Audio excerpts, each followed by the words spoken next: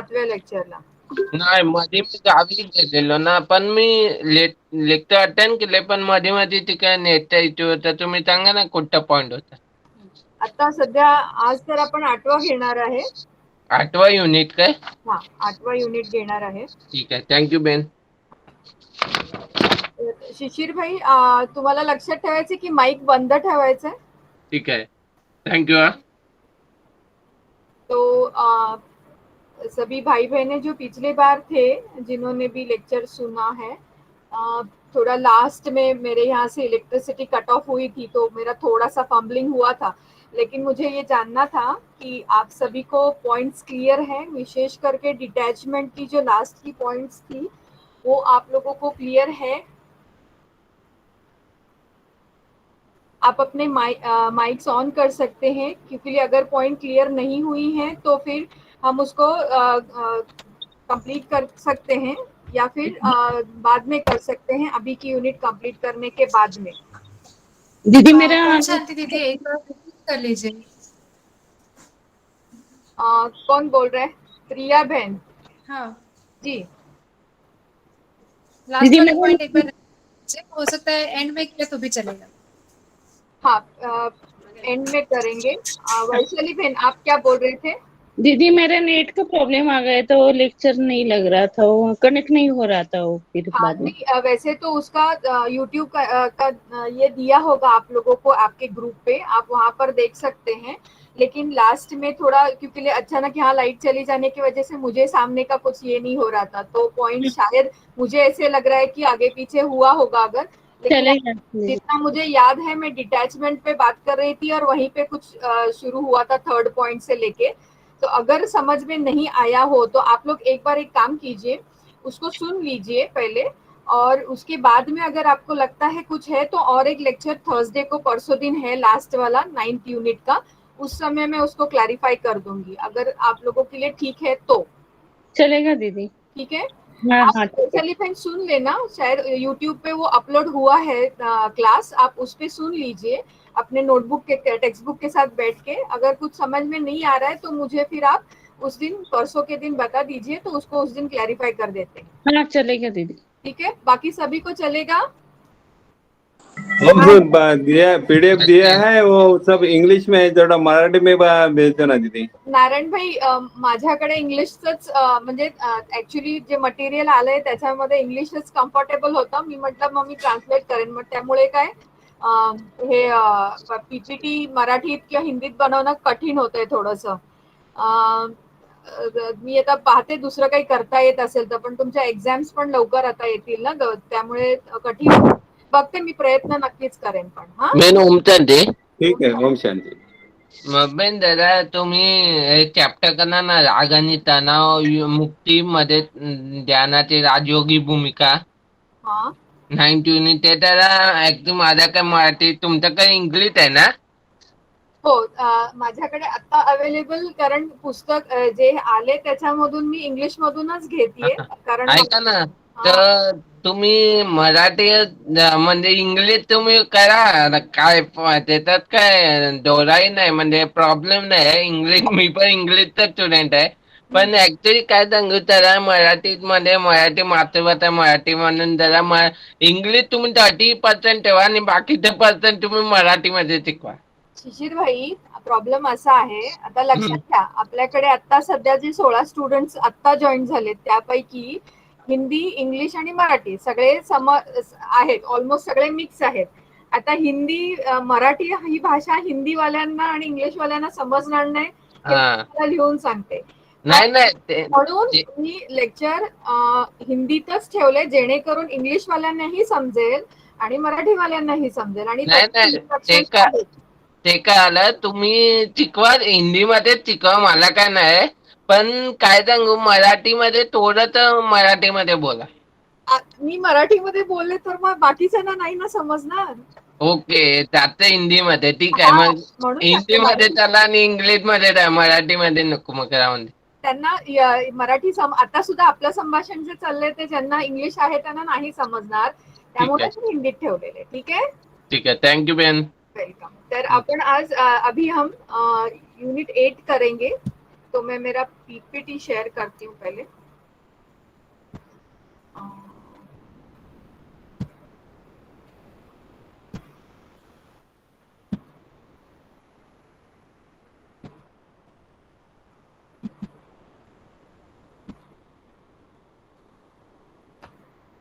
Okay, तो आज OPM 301 unit number 8 techniques and practices to manage stress, ये हमारा आज का लेसन है। हिंदी में आपकी इकाई 8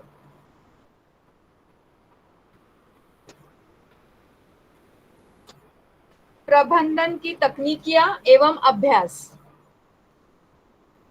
प्रबंधन की तकनीकियां एवं अभ्यास, ये आपका लेसन है आज का। तो आज के लेसन में हम कुछ ऐसी जो टेक्निक्स हैं, वो टेक्निक्स या तकनीक जिनको कहते हैं उनको समझेंगे। वैसे तो ये बार बार रिपीट होके आ रहा है, आप भी शायद सोच रहे होंगे कि कितनी बार वही चीजें आ रही हैं, लेकिन इसलिए वो बार बार बताई जाती हैं ताकि सबको ध्यान में भी रहे और उसका इस्तेमाल भी अच्छी तरीके से हम अपने जीवन में करें। तो हम यहाँ पर आज की क्लास में तनाव के प्रबंधन के विभिन्न जो प्रबंधन के तरीके हैं उनको देखेंगे, अभ्यास जो है उनको देखेंगे, फिर उसके तकनीक देखेंगे। अभ्यास और तकनीक अलग अलग होंगी। फिर आध्यात्मिक नियमों और व्यवहारिक प्रयोग, ये बहुत ही इंटरेस्टिंग है। और इसका इस पूरे आपके जो पूरा किताब है प्रबंधन वाला, तनाव और क्रोध प्रबंधन वाला जो पूरा किताब है, इसका एक सार इस छोटे से एक इसमें आ रहा है, जहां हम स्पिरिचुअल लॉज माना आध्यात्मिक नियमों को देखेंगे। ये आध्यात्मिक नियम अगर हमको पता चल जाते हैं तो जीवन में तनाव और क्रोध इस पर इसको कम करना, या मैं कहूंगी कि इस पर पूरी तरह से हम कंट्रोल कर सकेंगे। बहुत इजी होगा अगर इन लॉज को हम फॉलो कर सकते हैं। और लास्ट में आपको रिलैक्सेशन टेक्निक्स या फिर शीतलीकरण की विधियां बताएंगे। ये भी आपकी सबसे पहले लेसन में हुई है, सबसे पहले यूनिट में हुई है। कुछ चीजें हैं जिसको ज्यादा इलॉबरेटिव नहीं कहते हुए हम लोग आगे चलेंगे, क्योंकि लगातार पिछले 7 यूनिट से बहुत सारी बातें बार बार रिपीट हो रही है। तो इंट्रोडक्शन में आप अगर देखें तो जो साइंटिस्ट है हमारे हैंसले, इन्होंने जिन्होंने तनाव के बारे में, एक्चुअली इनको फाउंडिंग फादर कहते हैं, माना जो शोध करता है तनाव इस विषय पर क्या कर सकते हैं या तनाव मतलब क्या है, उस चीज का जिन्होंने शोध लगाया, तो उनका ये कहना है कि stress is not necessarily something bad. क्योंकि मैंने आपको पहले भी बताया था या 2-3 यूनिट पहले कि स्ट्रेस के अलग अलग स्टेप्स होते हैं, अलग अलग पड़ाव होते हैं। तो पहला यूस्ट्रेस जो है, जो अच्छा स्ट्रेस माना जाता है किसी भी कार्य को करने के लिए, हमारे पास जो एक मोटिवेशन होना चाहिए, या हमारे पास जो कहते हैं ना कि एक इच्छाएं होनी चाहिए कुछ करने की, तो वो मोटिवेशनल जब तक है तब तक वो अच्छा है। तो वो कहते हैं stress is not necessary something bad, बहुत बुरा हो या खराब है ऐसा होना हर बार जरूरी नहीं है। लेकिन वो डिपेंड कैसे करता है, आप कैसे लेते हो उस पर डिपेंड करता है। मतलब अगर आपको आया हुआ जो स्ट्रेस है उसको क्रिएटिवली यूज किया तो, और आपको उस कार्य करने में उसको सकारात्मक रीति से अगर लिया, तो आपको उसका बेनिफिट मिलेगा, उसका आपको बहुत ज्यादा क्या कहते हैं उसको कि फायदा ही होगा। परंतु अगर आपने उसके बारे में नकारात्मक सोच रखी कि अभी ये मेरे हिस्से में ही क्यों आया, ये जानबूझ के मुझे ये दिया गया, ये मेरे से तो होने वाला नहीं है, उनको पता है मेरी ये कैपेसिटी नहीं, मुझे नीचा दिखाने के लिए लिया, ऐसे सब अगर बातें आपके बुद्धि में आई तो हो सकता है कि वो आपको अनेक प्रकार की नाकामयाब करेगी। फिर उसके वजह से आपको अनेक प्रकार की बीमारियां मानसिक शारीरिक आ सकती हैं। आप अपने वैयक्तिक जीवन में असफल हो सकते हैं, आप अपने बाहर जो सोशल लाइफ है, सामाजिक जीवन है या कार्य क्षेत्र है, वहां पर भी आप असफल हो सकते हैं। तो आपके उस स्ट्रेस को, तनाव को लेने के एटीट्यूड जिसको हम कहते हैं ना, कि हमारा दृष्टिकोण कौन सा होगा, सकारात्मक होगा या नकारात्मक होगा, उस पर आधारित है कि हम वो स्ट्रेस हम पर अच्छा असर करेगा या बुरा असर करेगा। तो वो कहते हैं कि स्ट्रेस हमेशा बुरा ही है, ऐसा सोचना गलत है, वो हमेशा बुरा नहीं होता। अगर अच्छे तरीके से ले ले, क्रिएटिवली ले ले, तो उससे हमको सफलता मिलेगी। अगर हमने नकारात्मक रीति से लिया तो हमको असफलता मिलेगी। ये बातें उन्होंने यहाँ पर बताई है। दूसरी बात, सबसे पहले जब मैंने स्ट्रेस का विषय शुरू किया था थर्ड फोर्थ यूनिट में, वहां पर मैंने आपको एक डेफिनेशन मैंने बोला था, थोड़ा सा आउट ऑफ द बुक में बता रही हूँ। तो वो डेफिनेशन यहाँ आगे चल के डॉक्टर रिचर्ड्स ने बताया है। वो क्या कहते हैं, ये कॉमन डेफिनेशन है उनका कहना है कि डिमांड्स, स्ट्रेस का की फीलिंग पब्लिक को या व्यक्ति को कब आती है, demands exceed the personal and social resources the individual is able to mobilise. जब आपके पास जो कुछ भी उपलब्ध है, या जैसे मांग जिसको कहते हैं ना, मांग जो होती है और वो अपेक्षा, व्यक्तिगत या सामाजिक स्रोत जो होते हैं, आपके पास रिसोर्सेज जो है उस की क्षमता से अगर अधिक हो जाते हैं तो आपको तनावपूर्ण स्थिति की अनुभूति होती है। माना लोग आपको कह रहे, जैसे कि आपके पास अभी 100 रुपए हैं और कोई आपको अगर आके बोले मुझे 1 लाख रुपया दे दो, तो वो आपकी कैपेसिटी के ऊपर है, तो क्या हो जाता है, वो सिचुएशन जो है वो आपके लिए स्ट्रेसफुल हो जाता है। माना आपके रिसोर्स कितने थे, आपके पास अभी कितना था, पैसा कितना था, या आपके पास जो जरूरत थी या जो चीज थी वो कितनी थी, वो बहुत कम थी, उतनी नहीं थी जितनी मैं मांग रही हूँ। और उसको उतना 1 लाख रुपया, 100 रुपये और 1 लाख रुपए में बहुत डिफरेंस है, लेकिन उस 1 लाख रुपए को जमा करना भी आपके लिए कठिन हो जाएगा। 100 का 1000 आप कर सकते हैं, 10,000 तक कर सकते हैं, लेकिन 1 लाख एक दिन में खड़ा करो करके अगर मैं बोलूँ तो वो मुश्किल हो जाएगा, वो सिचुएशन आपके लिए स्ट्रेसफुल हो जाएगी। तो जब डिमांड ज्यादा होती है, एक्सीड करती है, हमारी कैपेसिटी के ऊपर चली जाती है, मांग, किसी की भी मांग, परिस्थिति की मांग, व्यक्ति की मांग, अपनी प्रकृति की मांग, जब वो मांग लोग मांगते हैं या प्रकृति मांगती है, वो अगर अपेक्षा हमारे पास जो है उससे अगर ज्यादा हुई तो वो परिस्थिति या वो सिचुएशन स्ट्रेसफुल हो जाती है। और ये डेफिनेशन डॉक्टर रिचर्ड्स ने दी है। हैंसले ने जो दी थी वो आपको मैंने बताई कि stress is not necessarily something bad, it all depends on how you take it. आप उस तनावपूर्ण स्थिति को किस तरीके से लेते हैं, सकारात्मक होके लेते हैं या नकारात्मक होके लेते हैं, इस पर बहुत कुछ डिपेंड करता है। उसके बाद में ये थर्ड, मैंने जानबूझकर आपको ये डेफिनेशंस इंट्रोडक्शन में से इसलिए दिए हैं क्योंकि जहां तक मुझे याद है, अगर मैंने वो वाले ही पेपर्स हैं तो इसमें से भी लिया हुआ है।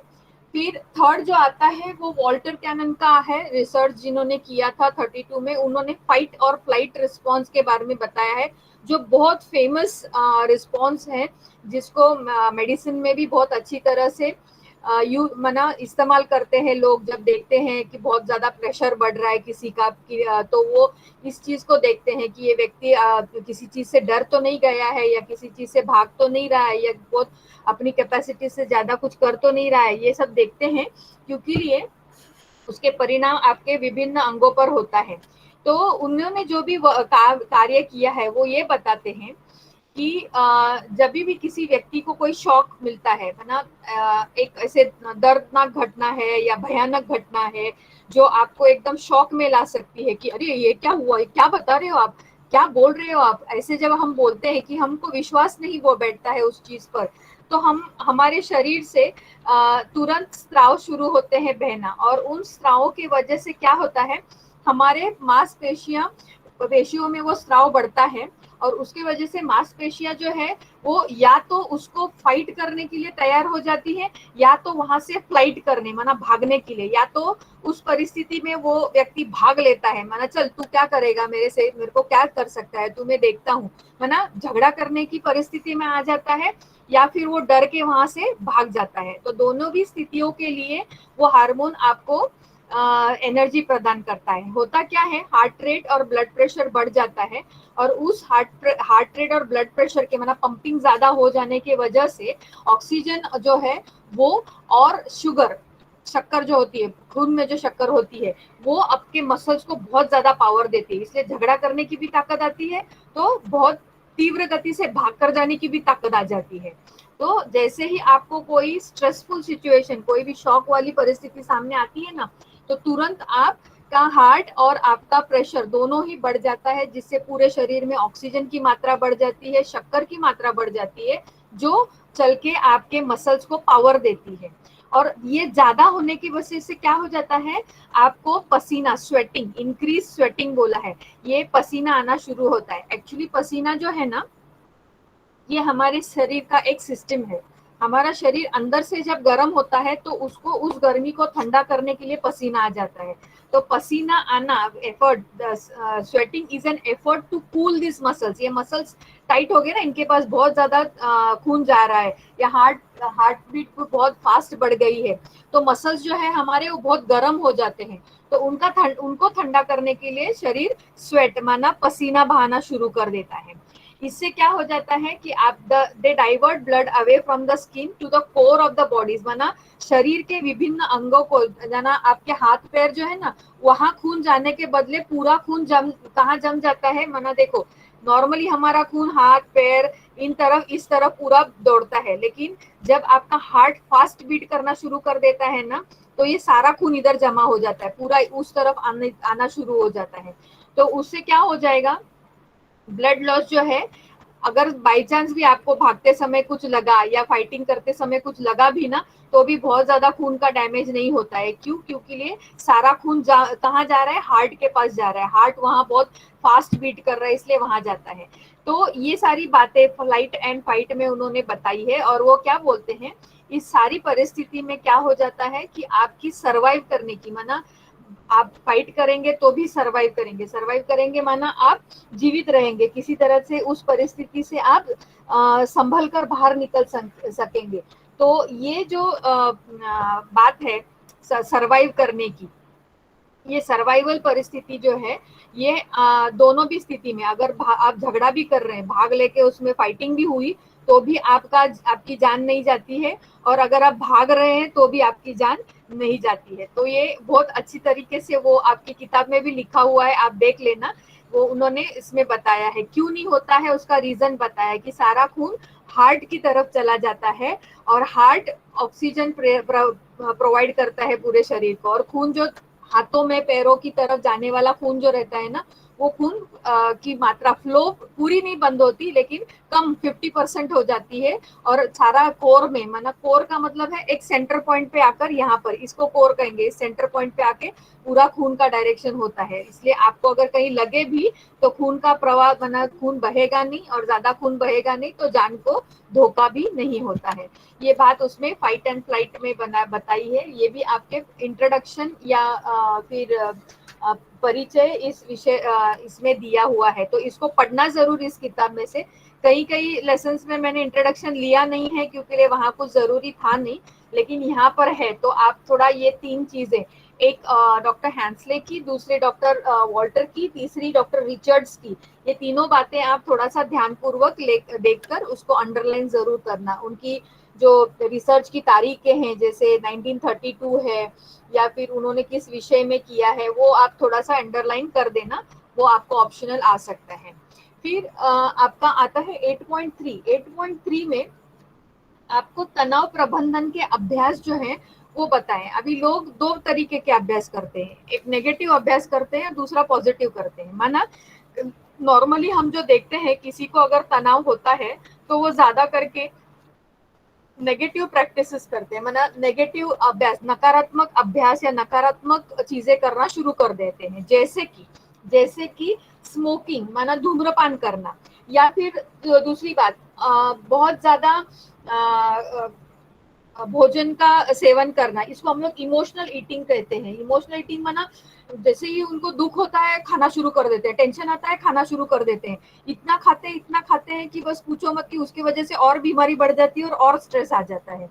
तो ऐसे भी कई लोग हैं दुनिया में जिनको हमने देखा है कि ऐसे इतनी मना वो फीलिंग देवी वाले होते हैं, तुरंत फीलिंग में आ जाते हैं, तुरंत उनको बुरा लगना शुरू हो जाता है, और उसको वो कट करते हैं, माना अपना ध्यान जो बुरी परिस्थिति थी या बुरी बात हुई है उससे अपना ध्यान हटाने के लिए खाने के लिए शुरू कर देते हैं, और बहुत ज्यादा खाते हैं। तो ये है इमोशनल ईटिंग। ज्यादा इसमें हमने देखा है लोग मीठा खाना पसंद करते हैं, और उसका रीजन ये है कि जितना आप मीठा खाएंगे उतना शुगर जितना शरीर में जाएगा उतनी ऊर्जा ज्यादा होगी। ऊर्जा जितना आपके शरीर के अंदर एनर्जी फ्लो होगी तो आपको और ऐसे लगेगा कि और ताकत मिल रही है, और ताकत मिल रही है। तो वो एक झूठी जैसे हम खुद को एक सांत्वन देते हैं कि हाँ पापा मेरे में ताकत आ गई, मैं फाइटिंग करूंगा, लेकिन नहीं, वो फाइटिंग बीटिंग कुछ नहीं होता है। उल्टा ज्यादा मीठा खा के आपको बाद में दूसरी बीमारियां भी होना, जैसे डायबिटीज है या और कई सारी बीमारियां होने की संभावना ज्यादा होती है। और ये इमोशनल ईटिंग जो है वो ज्यादा करके महिलाओं में ज्यादा देखा जाता है पुरुषों के मुकाबले। और भाइयों में ज्यादा देखा जो जाता है वो है स्मोकिंग। तो टोबैको स्मोकिंग भी है, फिर आप ड्रग स्मोकिंग भी करते हैं तो उसमें फिर बीड़ी है, सिगरेट है, सिगार है, अनेक प्रकार की स्मोकिंग का भी होता है।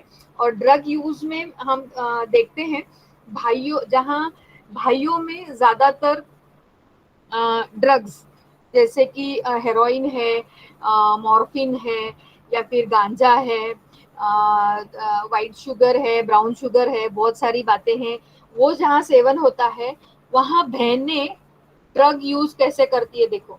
कई माताओं में मेरा एमएससी का जो प्रोजेक्ट था, उस प्रोजेक्ट के दौरान मैंने विशेष व्यसन मुक्ति का विषय लिया था और उस विषय में मेरी मेन जो टारगेट पॉपुलेशन थी वो महिलाएं थी। तो मैंने ये देखा कि माताएं रोज मैंने जो क्वेश्चनर बनाया, उस क्वेश्चनर में हमने ऐसे डाला था कि क्या आपको हफ्ते में 2-3 बार क्रोसिन की गोली खाने की आदत होती है क्या, या एस्प्रिन आप खाते हैं क्या।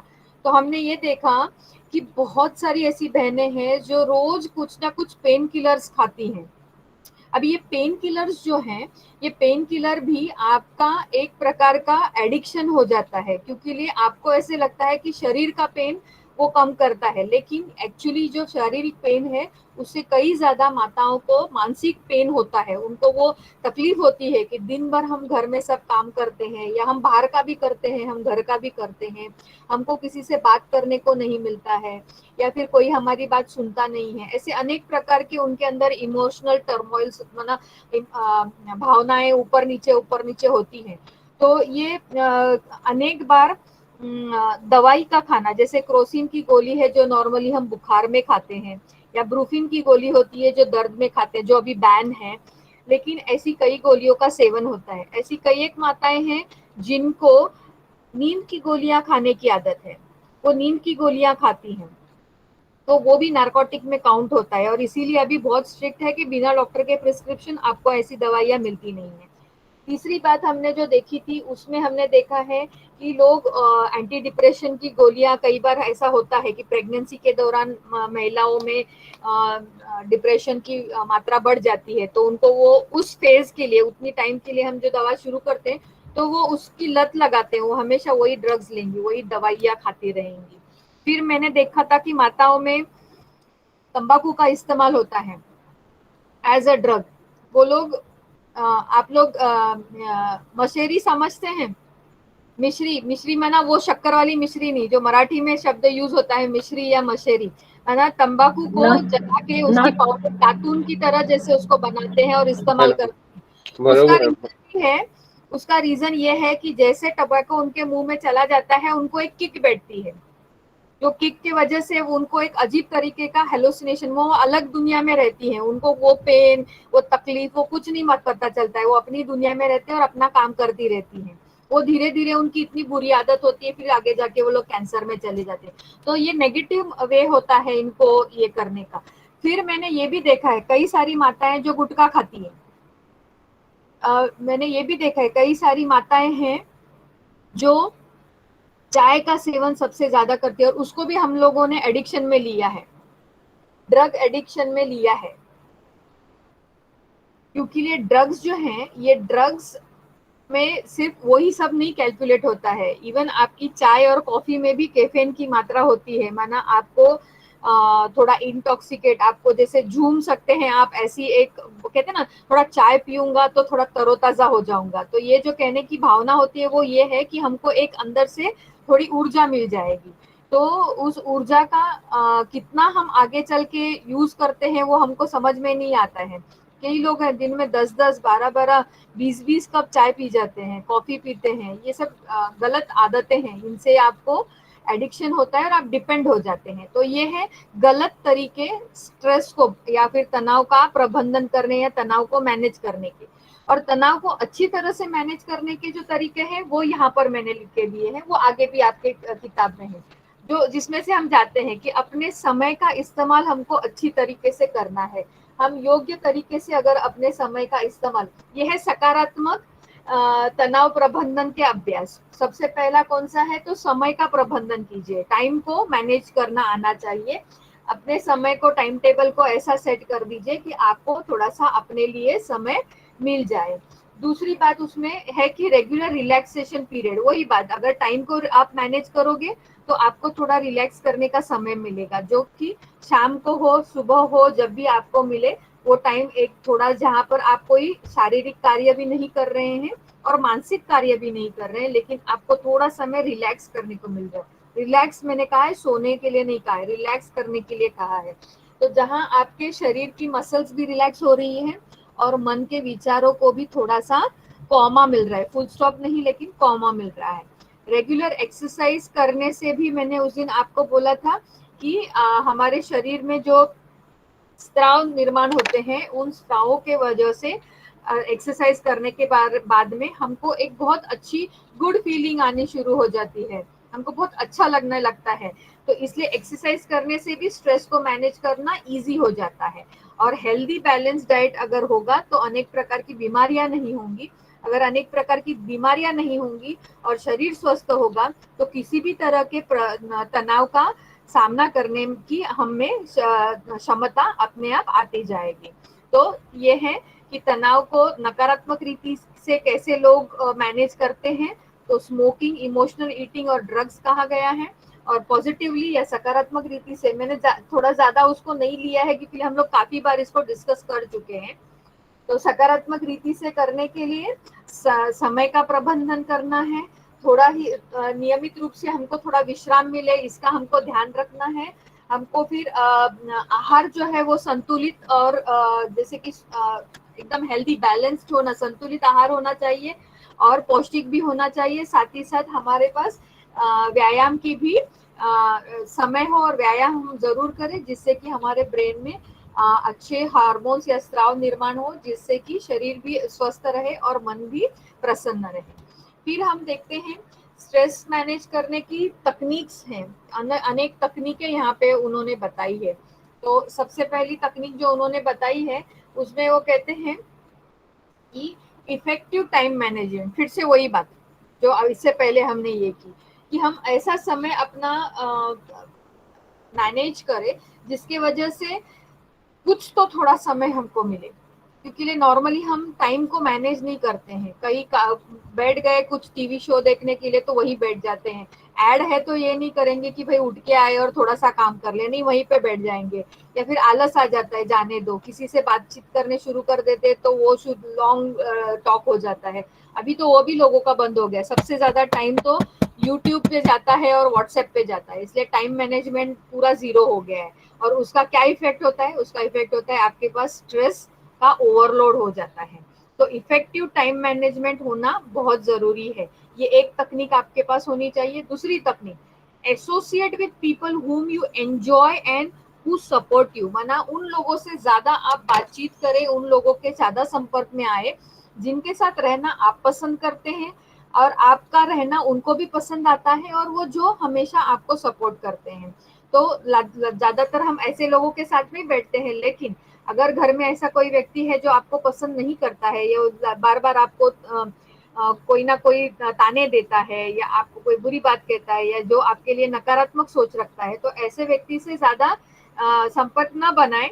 भले पूरा ही तोड़ना नहीं है, लेकिन ज्यादा संपर्क में नहीं आना चाहिए, क्योंकि फिर वो बार बार आपको नेगेटिव मैसेजेस देते रहेंगे, इंडिकेशंस देते रहेंगे जो आपको बुरा लगेगा। तो समय उन लोगों से बिताइए जो आपको पसंद करते हैं और जो आपको हमेशा सपोर्ट करते हैं या हर कार्य में जो आपको आधार देते हैं। फिर learn and practice relaxation and meditation techniques, skills. ये कला है, स्किल है, कला है, ये आपको आनी चाहिए। शरीर को रिलैक्स करने की कला आनी चाहिए, और मेडिटेशन से मन को रिलैक्स करने की आपको कला आनी चाहिए। तो इस कला को आपको सीखना है। इस कला को जैसे आप सीखेंगे और उसको इस्तेमाल करेंगे, हर तरीके का स्ट्रेस जो है उसको आप इजीली दूर कर सकते हैं।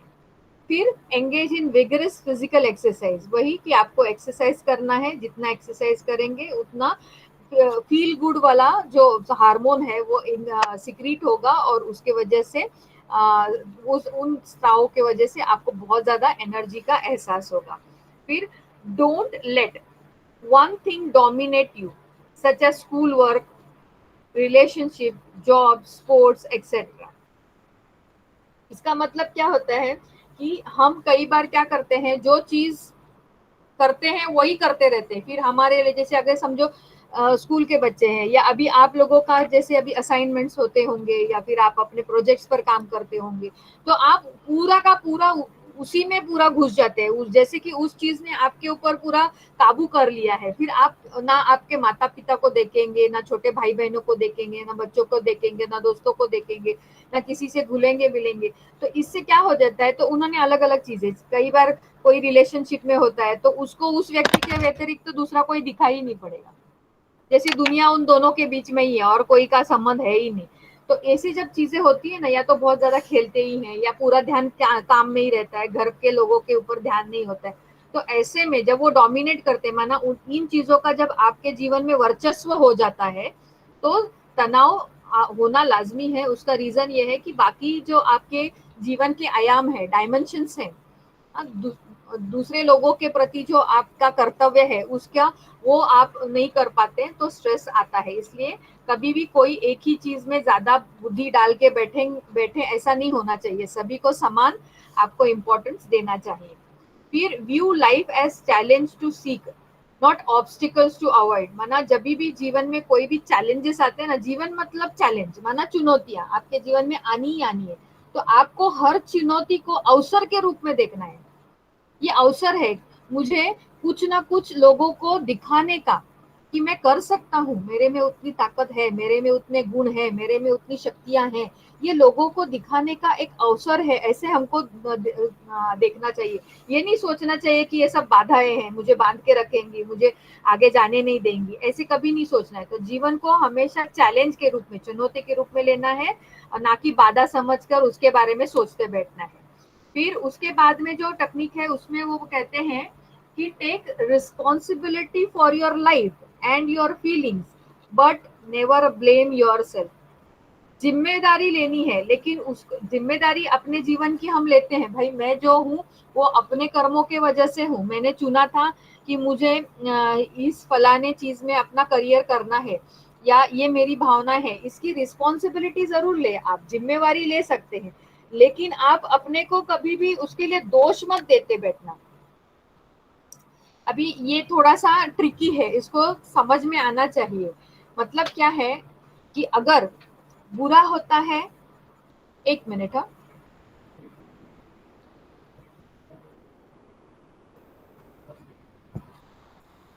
सॉरी, तो take responsibility for your life and your feelings but never blame yourself. तो क्या होता है, कई बार हम लोग कोई चीज अगर जीवन में करते हैं तो उसके बारे में अगर हमने खुद ने चुना है तो हमारी वो जिम्मेवारी रहती है उस चीज को पूरा करने की। अगर उस चीज को हमने खुद से चुना है तो उसको पूरा भी हमको करना है। अगर उसमें हमको सफलता मिली तो भी वो अपने वजह से ही मिलेगी, और अगर उसमें असफलता मिलेगी तो भी वो अपने वजह से ही, अपनी कमियों के वजह से मिलेगी। तो ये रिस्पॉन्सिबिलिटी माना जवाबदारी लेनी है हमको जीवन की, लेकिन हर बार हम खुद को ब्लेम नहीं करते बैठे। क्या हो जाता है, अगर जब असफलता होती है ना तो हम क्या करते हैं मालूम है, ब्लेम गेम कैसा शुरू करते हैं। ब्लेम गेम ऐसा शुरू करते हैं कि मेरा तो नसीब ही खराब है, मेरे माँ बाप ने मेरे को ठीक से पढ़ाया ही नहीं, मेरे में ये भावना इसलिए आई क्योंकि सारा प्यार छोटे भाई को और बहन को ही मिलता है, या सास जो है वो उसके लड़के को या लड़की को ही देखती है, मुझे पूछती नहीं है। तो ये जब भावनाएं निर्माण होती है ना, इन भावनाओं का निर्माण हमने किया है, लेकिन अगर गलत तरीके से किया है और हम बार बार अपने को ही दोष देते बैठेंगे तो हम उस स्थिति से बाहर नहीं आते जाएंगे। तो अच्छी चीज के लिए रिस्पॉन्सिबिलिटी जैसे लेते हैं तो बुरी चीज के लिए भी लेना चाहिए, लेकिन उसका ऐसा असर मत होने देना कि आप डिप्रेशन में चले जाए और आप कुछ भी कर ना पाए। तो एक बहुत थिन लाइन होती है वो, एक ऐसे हेयर लाइन, बहुत ही बारीक एक लाइन होती है, उसको क्रॉस नहीं करना चाहिए। इसलिए बहुत ट्रिकी सेंटेंस है कि take responsibility of your life and feelings but never blame yourself. Never blame yourself मतलब खुद को दोष नहीं देते बैठना। अगर असफल होते हैं तो खुद को ये नहीं दोष देना कि मेरे में काबिलियत नहीं, ऐसा दोष नहीं देना, लेकिन ये सोचना हाँ मैंने ये कोशिश नहीं की इसलिए शायद सफलता नहीं मिली, तो मुझे ये कोशिश करनी चाहिए। तो उस स्थिति को अगर पॉजिटिवली देखेंगे, सकारात्मक रीति से देखेंगे, तो इस सेंटेंस को पूरी तरह से आप जस्टिफाई कर सकेंगे। इसके ऊपर जरूर सोचना, ये बहुत अच्छी बात है, हमको सोचने जैसी बात है कि हम खुद को दोष भी ना दे, लेकिन हम अपनी भावनाएं और अपने जीवन का खुद का सब रिस्पॉन्सिबिलिटीज जो है क्या कहते हैं उसको, जिम्मेदारी जो है वो हम खुद भी ले। तो इसको कैसे मैनेज करना है ये आना चाहिए। ये बहुत थिन लाइन, वरना हम नेगेटिव ना जाए, इसको कहने का भाव है कि नेगेटिव ना जाए। फिर उन्होंने कहा maintain a reasonable diet and same sleep habits. जो रीजनेबल डाइट मतलब क्या है कि जितना आपके शरीर को आप जहाँ रह रहे हैं उस वातावरण में हजम होता है ऐसा ही खाना खाना चाहिए।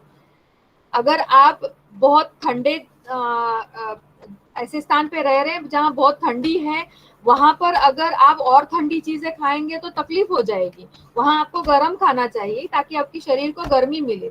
तो खाना जो है वो रीजनेबल होना चाहिए, वरना वो क्यों खा रहे हैं वो आपके समझ में आना चाहिए, उससे आपको क्या ताकत मिल रही है ये समझ में आना चाहिए। हम लोग इसलिए खाते हैं क्योंकि मम्मी ने बनाया हुआ है तो वो खाते रहते हैं। बस आज समोसा बना है, क्यों समोसा, समोसे से क्या आने वाला है उससे कुछ लेना देना हमारा नहीं है।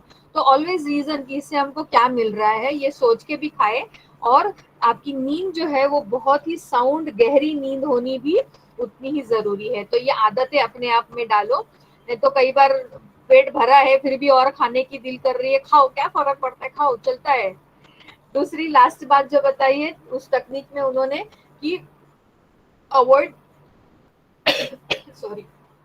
avoid the use of sleeping pills, tranquilizers and other drugs to control stress। नींद आने की जो गोलियां हम देते हैं जिससे कि आपको बेहोशी जैसे या फिर नींद आने जैसे आपको महसूस हो, ऐसी जो गोलियां होती हैं या कोई ड्रग्स होते हैं, तो इनको आप कोशिश करो कि ऐसी सारी चीजें आप ना ले। मैं समझती हूँ कोई लेता नहीं होगा, लेकिन फिर भी जब हम किसी और को बताते हैं, क्योंकि ये स्ट्रेस लेके आने वाले लोग बहुत बार इसमें जाते हैं और उसमें अल्कोहल भी आता है, तो इन चीजों को हमको अवॉइड करना है। उसके बाद में protect your personal freedom and space, do what you want and feel but respect the rights of others. आपको जो करना है वो करो, लेकिन दूसरे के जो अधिकार है उसमें मत घुसो। मेरी मर्जी करके आप दूसरे के जीवन को बर्बाद या उसको डिस्टर्ब करने के आपको अधिकार किसी ने दिए नहीं है। तो जहां आपको अच्छा नहीं लगता कोई आपके जीवन में अपना दिमाग डाले या अपनी राय दे या अपने हिसाब से मुझे चलाए, वैसे किसी और को भी अच्छा नहीं लगता होगा। तो जहां आप अपनी स्वतंत्रता को और अपनी एक वैयक्तिक जीवन को जैसे आप संभाल के रखते हैं, वैसे ये भी आपको ध्यान में रखना है कि हम किसी और के जीवन में अपना बुद्धि योग नहीं डाल रहे, दूसरे को ज्यादा कंट्रोल नहीं कर रहे हैं। इस बात को हमेशा ध्यान में रखना है। फिर find a time and place each day where you can have complete privacy. अब ये प्राइवेसी का शब्द जो है वो थोड़ा अलग आता है। प्राइवेसी का मतलब ये था कि आपको समय मिल रहा है अपने लिए, जहां सिर्फ आप और सिर्फ आप ही हैं और आपके साथ फिर वो परमात्मा है और कोई भी नहीं है, किसी भी तरह का आपके पास वहां टेंशन नहीं है। तो ये हमारा मेडिटेशन टाइम होता है, ये टाइम निकालना बहुत जरूरी है। तो ये टाइम होना लोगों के लिए वो के दृष्टिकोण से अगर हम देखें तो उनको ये बताना पड़ेगा, क्योंकि लोगों के पास ये टाइम कभी नहीं होता। वो हॉलीडे पे जाते हैं लेकिन वो एक दूसरे का बैग लगेज खाना पीना यहाँ वहाँ एनवायरनमेंट देखना साइट सीइंग करना, इसके अलावा कुछ नहीं करते हैं वेकेशन में। कोई नहीं जाता है वेकेशन में जाके कि अपने बारे में कुछ सोचे, अपनी शक्तियों के बारे में सोचे, ऐसा कुछ नहीं होता जो कि हम करते हैं कई बार जब हम रिट्रीट में जाते हैं मधुबन। तो ये बात लोगों को जरूर बतानी है कि आपको अपने लिए टाइम थोड़ा सा निकालना पड़ेगा करके। फिर उसके बाद में है don't drift along into troublesome and stressful situations और रिलेशनशिप। जैसे मैंने उस दिन आपको कहा कि दो लोग अगर झगड़ रहे हैं तो उनके उनके जो कर्मों के हिसाब किताब है उस पे आप छोड़ दो, आप खुद को उनके बीच में मत धकेलो। हमको कई बार आदत होती है वो, अरे ऐसे कैसे, उनको क्या मारामारी करने के लिए छोड़ दे क्या, हमको उनको बताना नहीं चाहिए क्या, अच्छी बात उनको सुनानी नहीं चाहिए क्या। सुना नहीं चाहिए लेकिन गलत समय पर अच्छी बात बताने जाओगे तो वो कुछ असर नहीं करने वाला है। उसको ठंडा तो होने दो, वो वैसे ही उबाल रहा है और उसके ऊपर आप ज्ञान सुना रहे तो नहीं सुनने वाला है। तो उसके लिए खुद को ऐसे किसी भी सिचुएशन में मत धकेलिए या मत डालिए जिससे कि आपकी खुद की परेशानियां और तकलीफें बढ़ जाए। तो वो बात भी आपको, ये टेक्निक भी हमेशा सीखनी है। देखो आप कई बार स्ट्रेसफुल कंडीशंस में ये बहुत बार होता है, ये बात बहुत छोटी सी है, हम दूसरों को सुनाते हैं लेकिन हमसे कई बार हो जाता है। जैसे घर में किसी बात पर बहस चल रही है या विचार विमर्श चल रहा है तो हमारा कैसे होता है पता है, हम बोल रहे वैसा करो ना, मेरी बात को कोई मानता ही नहीं है, सुनता ही नहीं है, आप लोगों को क्या बाहर की बारे में नॉलेज है, मैं बता रहा हूँ ना। तो वो सुन नहीं रहे हैं, उनकी अपनी थिंकिंग है।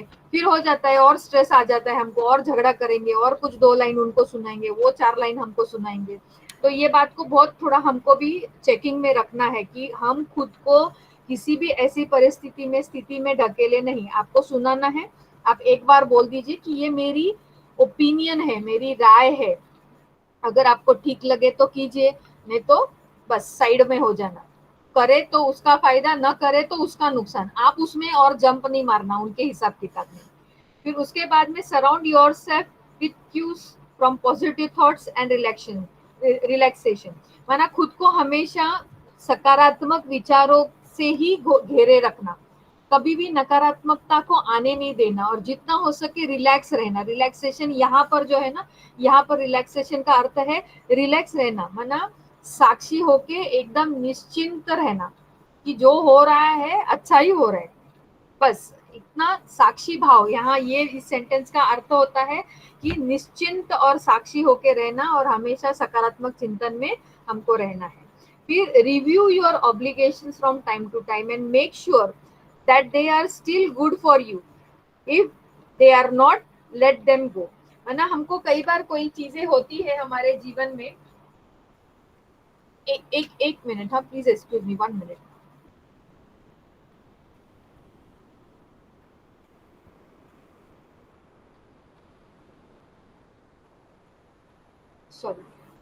सॉरी बार बार आप लोगों को डिस्टर्ब कर रही हूँ।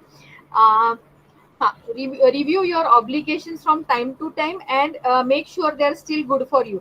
ऑब्लिगेशंस माना हम बाध्य होते हैं कुछ चीजें करने के लिए, जैसे ये चीज हमको करनी ही होती है, तो जिस जिस चीज के प्रति आपकी बाध्यता है, आप बांधे हुए हैं, उसको आप एक बार बार चेक करें कि ये ठीक है, ये अगर करने से मुझे, जैसे हम बांधते हैं ना खुद को ईश्वरीय नियमों में, तो इससे हमको अगर फायदा हो रहा है तो कंटिन्यू कीजिए, लेकिन अगर उस चीज से हमको नुकसान हो रहा है, हमको तकलीफ हो रही है, हमारा तनाव बढ़ रहा है, तो हमको उसको लेट गो करना है, माना छोड़ देना है। तो कुछ चीजें जिनसे हमने खुद को बांधे रखा है या हमारी बाध्यताएं हैं, उन चीजों से हमको एक बार रिव्यू करना है, बीच बीच में हमको थोड़ा सा एक बार स्वयं का आकलन करके देखना है कि ये जरूरी है या नहीं है। फिर open yourself to new experiences, try new things, new food, new places. अब ये न्यू सब बोला है, लेकिन जिधर भी न्यू में जाएंगे वहां स्ट्रेस ही मिलने वाला है, क्योंकि लिए पैसा खर्च होने वाला है, नई चीज करने में ज्यादा बुद्धि एक्सपीरियंस होती है। तो open yourself to new experiences. हाँ, अनुभूतियां जरूर कीजिए, अच्छी अच्छी अनुभूतियां कीजिए, या आप मेडिटेशन में अच्छी अनुभूतियां कर सकते हैं, आप अच्छी चीजें कर सकते हैं, आप लोगों को ज्ञान सुना सकते हैं, आप उनके लिए कुछ अरेंज कर सकते हैं, ये चीजें कर सकते हैं। नई जगह जाना पता नहीं अभी ये कितना पॉसिबल है अभी के समय में, परंतु किताब में है इसलिए मैंने भी लिखा है। परंतु हाँ, भोजन भी आप अच्छा खा सकते हैं, लेकिन कोशिश करें कि ऐसा भोजन न खाएं जिससे कि पेट भी भारी हो जाए और बुद्धि मन भी भारी हो जाए। तो भले नया खाना तो न्यू करना है तो अभी एक काम कर दीजिए कि आपका one time food non cooked food बना दीजिए। माना एक कोशिश करके रात का खाना वो रखना जो पका नहीं, गैस पर पक नहीं रहा है, जिसको हम ऊर्जा नहीं प्रदान कर रहे हैं, जो नेचुरल है। फिर या तो वो फ्रूट्स हो सकते हैं, या तो सलाड्स हो सकते हैं, या तो जूस हो सकता है। तो आप एकदम हल्का फुल्का खाना रखिए जिससे रात को पेट भी हल्का रहेगा, नींद भी अच्छी आएगी और सुबह का अमृत वेला भी हो जाएगा। तो ऐसी कोई नई नई चीजें आप जरूर उसमें अपना ये एक एक्सपीरियंस कर सकते हैं। योग के तो अभी कितने सारे नए नए रोज हम कमेंट्रीज देखते हैं, आते हैं ग्रुप्स पे, तो वो भी आप ट्राई जरूर करना। फिर न्यू थिंग में मैं बताऊं आपको कि अगर आप ऑनलाइन हैं, आपके कोई और अलग ग्रुप्स हैं, तो वहां पर आप ऑनलाइन कोर्स चालू कर दीजिए। ऐसे बहुत कुछ हमारे विक्रोली सेंटर्स के भाई बहनें कर रहे हैं, तो आप वैसा भी कुछ चालू कर सकते हैं। फिर लास्ट में बताया है कि when worry start to built up, talk to someone. जिस समय आपको लगे कि मेरी चिंताएं बढ़ रही है, तुरंत किसी ना किसी के साथ बातचीत करके उन चिंताओं को ऐसे बढ़ते नहीं देना, पूरा घर भर जाए, अपना इतना नहीं बढ़ाना, थोड़े में ही आपको डोंट अलाउ योरसेल्फ टू चोक। ऐसे मना जैसे मराठी में कहते हैं गुदमर तो मानो, जैसे हमको सांस नहीं लेने को हो रहा है, इतना तक आए, इतना नहीं रुकना है। उससे पहले किसी से बातचीत करके उसका कोई ना कोई सोल्यूशन जरूर ढूंढना है। और इसके लिए किसी व्यक्ति के पास जाने से तो अच्छा है आप परमात्मा से जरूर बात करें, उनसे जरूर कोई ना कोई रास्ता आपको मिलता रहेगा। तो ये है आपका 8.4, जहां पर हमने तनाव के प्रबंधन की तकनीकियां देखी हैं, किस किस तरह के तकनीक्स होती हैं। उसमें कुछ प्रैक्टिसेस जो है वो आपको इसमें बताई है, 7 हैं। तो सबसे पहला जो है वो है फील बेटर नाउ। माना अभी इसी समय वर्तमान में खुद को ऐसे बहुत क्या कहते हैं, वर्तमान में आप स्वयं को बहुत अच्छा महसूस करना है। बेटर माना बेहतर, अभी मुझे इस समय बहुत अच्छा लग रहा है, वर्तमान समय मुझे बहुत अच्छा लग रहा है। अभी उसके लिए आपकी किताब में उन्होंने नीचे बहुत सारी चीजें बताई हैं। तो पहले इसको हम देख लेते हैं ग्लांस में, फिर नीचे जाएंगे, देखेंगे हर एक चीज को अलग अलग तरीके से। दूसरा है टेक योरसेल्फ। सॉरी मी जरा एक मिनिट त्याला पॉइंट म्हणजे तुम्ही कळाला त्याच्यावर लक्ष होता, तुम्ही सांगितलं ते पूर्ण ठीक आहे आणि याच्याबद्दल, पण मला जरा पॉइंट सांगा ना एकदा त्या पुन्हा नंबर क्रमांक म्हणजे 8.5 8.6 म्हणून। आता आपण अजून सुद्धा 8.4 वरच आहोत। ठीक आहे ठीक आहे, नाही मी पाठी काढलेलं पण मी पुढे जातो म्हणून, बाकी 8.4 वर मी होतो पण पुढे गेलो त्याला। थँक्यू बेन, धन्यवाद। ओम चंदी।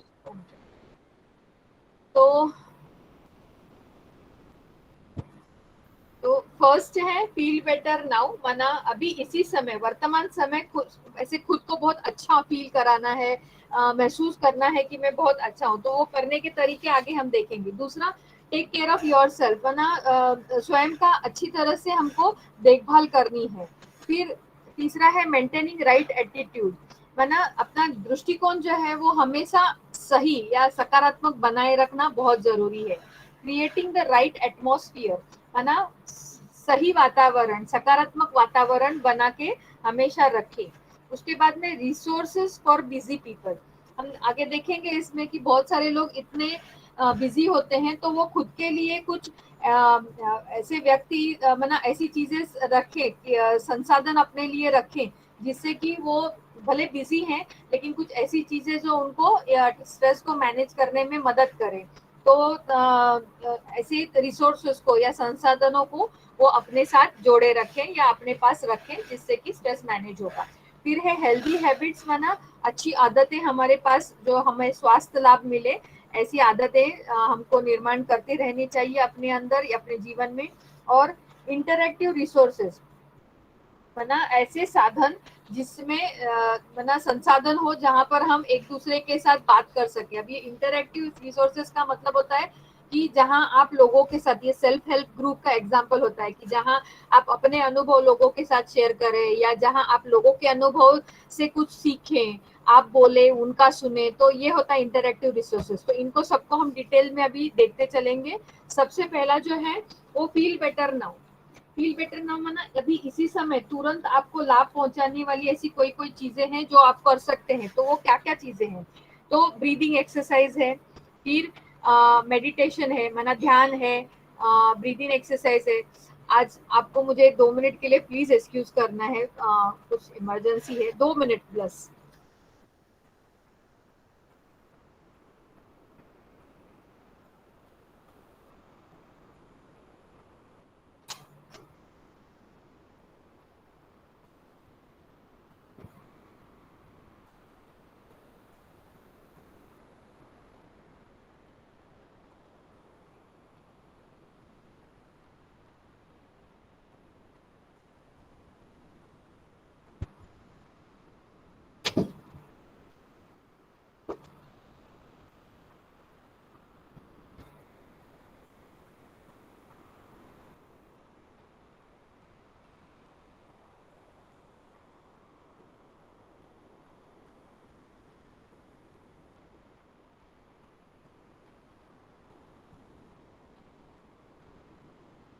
ओम शांति।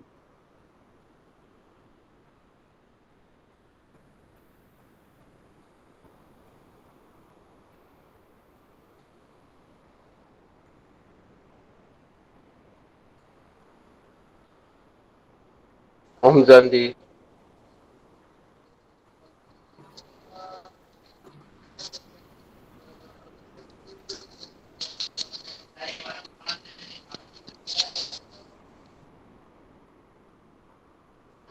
ओम शांति बेन। आ रहा है। ओम शांति दीदी।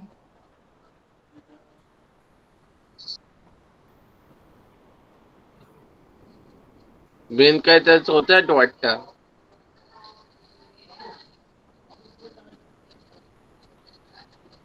नहीं, उन्होंने 2 मिनट माधुरी का लिया, रेस्ट लिया, 2 मिनट का रेस्ट लिया मैम ने। वो हेलो, पानी वानी पी रही होंगी। नहीं सॉरी, मेरे हाँ वो पेशेंट तो वाटर थोड़ी पी रही होंगी, पानी पी रही होंगी, इतना ज्यादा बोली नहीं थे। हेलो, ओम शांति। हाँ जी दी, ओम शांति। तो आज मेरे पेशेंट्स आपको डिस्टर्ब कर रहे हैं बार बार।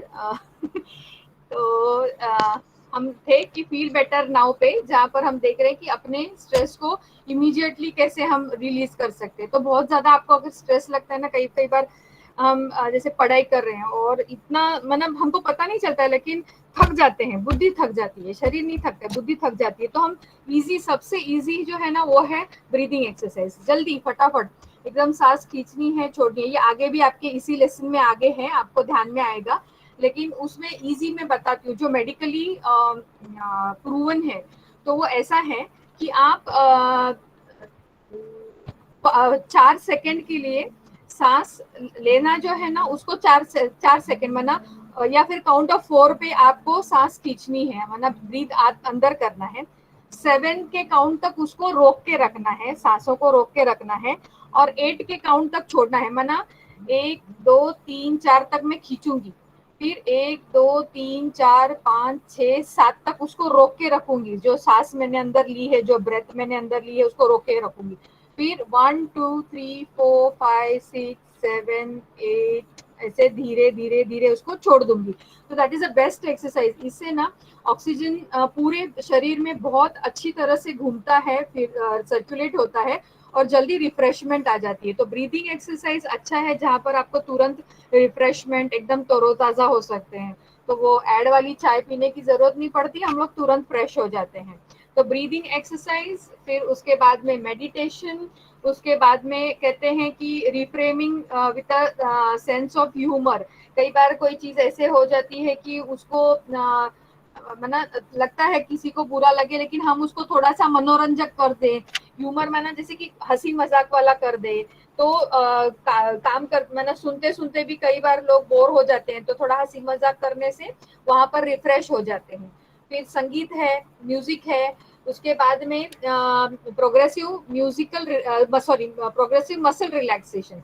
जो मैंने प्रोग्रेसिव आपको मसल रिलैक्सेशन बताया था कि अंगूठे से लेके मसल को टाइट करना है और फिर उसको लूज करना है। पहले तो उसको टेंशन देनी है, एकदम टाइट खींच के रखना है और मसल को लूज करना है, तो वो है प्रोग्रेसिव मसल रिलैक्सेशन, पीएमआर।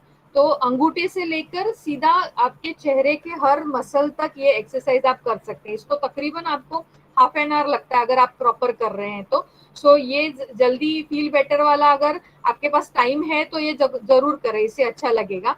फिर योगा है, एक्सरसाइजेस हैं अलग अलग प्रकार के, जहाँ हम कहते हैं ना बहुत ज्यादा कंप्यूटर पे बैठे हैं तो अपनी गर्दन ऊपर नीचे साइड में करना, खड़े रह के थोड़ा सा वहीं पे स्टैंडिंग वॉकिंग करना, उसी जगह पर वॉकिंग करना, तो ये भी अच्छी बात है। दूसरा है गाइडेड इमेजरी और विजुअलाइजेशन। अगर बहुत ज्यादा थक गए हैं, वही बोरिंग बुक देख देख के क्या करें, तो बस आंखें बंद कर लीजिए और बस कोई चीज इमेजिन कीजिए जो आपको अच्छी लगती है। अगर आपको समंदर का किनारा, सागर किनारा अच्छा लगता है तो वो इमेजिन कीजिए, गार्डन से अच्छे लगते हैं वो इमेजिन कीजिए, बाबा अच्छा लगता है उसको इमेजिन कीजिए, उसको विजुअलाइज कीजिए। तो अपने जो चीजें आपको अच्छी लगे उसको विजुअलाइज 1-2-3 मिनट करेंगे तो भी रिफ्रेश हो जाएंगे। उसके बाद में जर्नलिंग, माना जर्नलिज्म नहीं करना है, किसी कोई लेख लिखना नहीं है, लेकिन आपको आपके बारे में कुछ अच्छा लिखने की, अगर हटके अभी चलो पढ़ाई कर रहे लेकिन अभी थोड़ा सा साइड में होके आपको अगर मुरली के एक हाथ पॉइंट अच्छी लगी तो वो लिखना शुरू कर दीजिए। आपको खुद के बारे में कुछ अच्छा लग रहा है तो वो लिखना शुरू कर दीजिए, तो थोड़ा लिखने का काम हो जाएगा। और लास्ट में बताते हैं कि कॉग्निटिव रिस्ट्रक्चरिंग, फाइंडिंग पर्सपेक्टिव, माना हम खुद के बारे में कुछ अच्छा सोचना शुरू करें। कॉग्निटिव रिस्ट्रक्चरिंग, हम स्वयं के बारे में अच्छा सोचते नहीं है, तो हमको खुद के बारे में अच्छा सोचना आना चाहिए।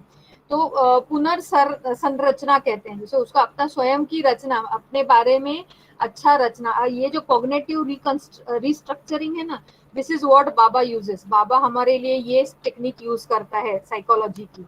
वो हमको अच्छी अच्छी बातें हमारे बारे में बताता है कि आप तो गुणों से भरपूर थे, आप तो सतो प्रधान थे, आपके पास सारी कलाएं थी, सारी शक्तियां थी। तो ये जो रिकंस्ट्रक्शन चल रहा है हमारा, बाबा बार बार हमारी स्ट्रक्चर जो है ना, अभी हमारा स्ट्रक्चर पूरा खराब हो गया है, हमारी स्ट्रक्चर को बाबा फिर से उसको बना रहा है। तो ये कॉग्निटिव रिस्ट्रक्चरिंग होता है, यहाँ पर हम खुद को वापस रिस्ट्रक्चर करेंगे। अगर हम बहुत नेगेटिव सिचुएशन में से आए हैं और बहुत खुद को बहुत हीन महसूस कर रहे हैं, तो हम खुद को अच्छा अच्छा सुनाए कि मैं कौन हूँ। जैसे आज ही बाबा ने कहा ना, आज की मुरली की पॉइंट है ना, कि सोचो कि आप किसके बच्चे हो। तो वो मात्र सोचना कि हम किसके बच्चे हैं, अपने आप में एक पॉजिटिव थॉट है, जो पॉजिटिव थॉट की श्रृंखला को शुरू कर देता है, अपने आप पॉजिटिव विचार आना शुरू हो जाते हैं। तो ये आपको वहां करना है, कॉग्निटिव रिस्ट्रक्चरिंग खुद के बारे में। फिर उसके बाद में नेक्स्ट स्लाइड है take care of your self, खुद का ख्याल रखना है, जिसमें फिर वही अच्छा खाना है, अच्छे से सोना है, एक्सरसाइज करनी है, जो भी आपकी हॉबीज हैं, आपके शौक हैं, उनको आपको पूरा करना है। ये थर्ड, गुड न्यूट्रिशन खाना खाना है, बाकी का टेक्स्ट बुक में था इसलिए लिखा है, लेकिन मुझे उस पर बात नहीं करनी। नेक्स्ट, मेंटेनिंग राइट एटीट्यूड, खुद के जो दृष्टिकोण है उसको हमको हर रीति से सकारात्मक रखना है। तो हमेशा हमको आशावादी, ऑप्टिमिज्म ना, हमेशा आशावादी रहना चाहिए व्यक्ति को। तो सदा जीवन में हर चीज में आशा रखो, जब भगवान साथ में है तो आशा रखनी है, क्योंकि लिए कल्याण तो बनना ही है। तो आशावादी रहे, बीइंग इन कंट्रोल, हर चीज में पर नियंत्रण रखे, अपने जीवन की हर बात पर नियंत्रण रखे। ओवरकमिंग परफेक्शनिज्म, माना हम कई बार बहुत परफेक्ट होने की कोशिश करते हैं, तो उस पर थोड़ा सा मार्जिन रखें, क्योंकि लिए हम अभी कलयुग के अंत में है, यहाँ पर आपको परफेक्शनिज्म मिलना मुश्किल है। So you can not obtain that at this place. तो उसको थोड़ा सा ओवरकम करने की कोशिश की करें, क्योंकि इससे ज्यादा स्ट्रेस आता है। Using the law of attraction, law of attraction माना हम जो सोचते हैं उसको हम आकर्षित करते हैं। तो अगर अच्छी हमारे सकारात्मक वृत्ति होगी तो हम किस चीज को आकर्षित करेंगे? सकारात्मकता को आकर्षित करेंगे। अगर हमारी वृत्ति नकारात्मक होगी तो हम आकर्षित भी नकारात्मकता को करेंगे। तो आकर्षण का नियम जो है उसका प्रयोग करना है हमको। फिर हैप्पी कैसे, मतलब खुश कैसे रहें, इसके बारे में भी हमको सोचना है और दूसरों को भी और खुशी हमको देनी है। फिर स्वयं के लिए हमेशा हमको अफर्मेशंस, जिसको हम ऑटो सजेशंस भी कहते हैं, तो सकारात्मक विचार या स्वयं के बारे में स्वयं को देने हैं कि मैं कौन हूँ, मैं क्या हूँ, ये हमको खुद का खुद सबको खुद को बार बार बताते रहना है। फिर उसके बाद में maintaining a sense of humour. Sense of humour मतलब मैंने वही कहा, थोड़ा सा हास्य, थोड़ा सा विनोद, ये हमारे साथ जीवन में होना चाहिए।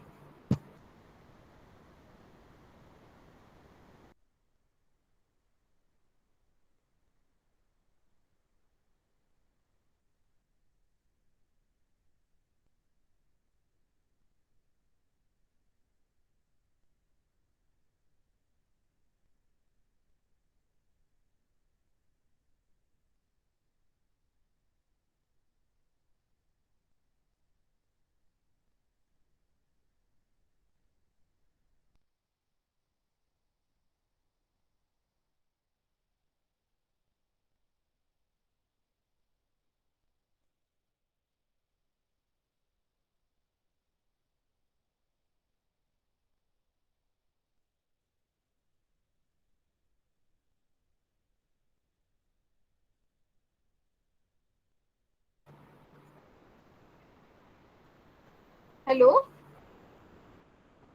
शांति दीदी। हेलो, हाँ ओम शांति दीदी। आवाज आ रही है मेरी? मेरी आवाज आपको सुनाई दे रही है? हाँ दीदी सुनाई दे। मुझे ऐसे लगा कि हेलो चलो कोई बात हेलो नहीं। तो मेंटेनिंग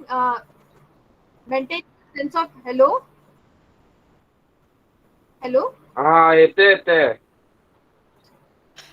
हाँ येते हाँ, तो maintaining a sense of humour माना वही कि हम थोड़ा जीवन में थोड़ा खुशी, थोड़ा हास्य, थोड़ा बीच बीच में हंसना, मतलब बहुत ज्यादा भी किसी का मजाक नहीं उड़ाना है, लेकिन थोड़ा सा हंसना खेलना वगैरह हमारे जीवन में होगा तो अच्छा रहेगा। तो हंसी मजाक थोड़ा सा हो, लेकिन ध्यान रहे कि किसी का अपमान नहीं हो रहा है और कोई दुखी हेलो नहीं हो रहा है। फिर माइंडफुलनेस एंड स्ट्रेस रिलीफ, है ना, एकाग्रता हमारी होनी बहुत जरूरी है जी। हेलो, किसी को तकलीफ है कुछ? आवाज आ रही है किसी की? नहीं दीदी। ओके, ठीक है। तो उसके बाद में माइंडफुलनेस एंड स्ट्रेस रिलीफ, तो हम एकाग्र रहें कि हम क्या कर रहे हैं, उसके ऊपर हमारा ध्यान पूरा एकाग्रित होना चाहिए, हम अभी क्या कर रहे हैं और खुद को तनाव से कैसे मुक्त कर सकते हैं, इसके ऊपर भी हमारा जो सोच है, एटीट्यूड है, वो होना चाहिए। फिर है लेटिंग गो द स्ट्रेसफुल थॉट। कई बार हमारे विचार इतने तनावपूर्ण होते हैं, खुद के ही विचार रहते हैं, हम खुद ही बहुत कुछ सोचना शुरू हो जाते हैं। तो हमको उन बहुत ज्यादा तनाव देने वाले विचारों को भी छोड़ देना है, उन विचारों को भी छोड़ना है जो हमको क्रोध दिला रहे हैं, और हमको खुद के जीवन में ऐसे युक्तियां हमारे पास होनी चाहिए जिससे कि हम मनोरंजन को अपना सकते हैं। तो इन कुछ चीजों को हमको हमारे जीवन में अपनाना चाहिए। तो मेंटेनिंग राइट एटीट्यूड में हम इन बातों को ध्यान में रखेंगे कि जीवन में हम हमेशा सकारात्मक दृष्टिकोण जीवन के प्रति रखेंगे या आशावादी रहेंगे। फिर उसके बाद में जो नेक्स्ट पॉइंट है वो है क्रिएटिंग राइट एटमॉस्फेयर, माना सकारात्मक वातावरण का निर्माण वो कैसे हो सकता है। तो उसको उसके लिए जो है ना, तो हमको क्या करना चाहिए, सबसे पहले तो अपना जो रहने का स्थान है या जहाँ हम कार्य कर रहे हैं, जहाँ हम पढ़ रहे हैं, वहां का वातावरण एकदम शांत होना बहुत जरूरी है। सूदिंग एनवायरनमेंट, सूदिंग माना एक अजीब प्रकार की जैसे शांति, एकदम ठंडक जैसे मिल रही हो, तो ऐसी शांति हो। एकदम भयान बोलते हैं ना, एकदम भयानक जिससे डर लगे, ऐसी भी शांति ना हो, लेकिन ऐसी शांति जिससे कि एकदम जैसे दिल को सुकून मिल रहा हो। तो सुकून, जहाँ ऐसा सुकून पूर्ण वातावरण होना जरूरी है। फिर उसके बाद में है म्यूजिक, माना संगीत। फिर डिकल्टरिंग माना सुव्यवस्था, खुद को बराबर। हम लोग कई बार सब इधर उधर अस्त व्यस्त रहते हैं, ऐसा करने से भी हमको तकलीफ हो सकती है। माना आप आ रहे हैं, समझो एक अपने कमरे में आए और आपने देखा कि सारी चीजें, जहाँ एक कोई आपकी बेडशीट एक तरफ है, आपकी बुक्स एक तरफ है, आपकी टेबल एक तरफ है, ऐसा देखने से क्या होगा, आपको जैसे तनाव आ जाएगा, ये क्या है, मैं कहाँ हूँ, ये घर है या क्या है, ऐसे से फिर और स्ट्रेस आ जाता है। तो हमको खुद को एकदम व्यवस्थित रखना आना चाहिए। हम जहाँ रह रहे हैं, जहाँ पढ़ रहे हैं, जहाँ कार्य कर रहे हैं, फिर चाहे वो किचन हो, चाहे वो स्टडी रूम हो, चाहे वो मेडिटेशन रूम हो, जो भी हो।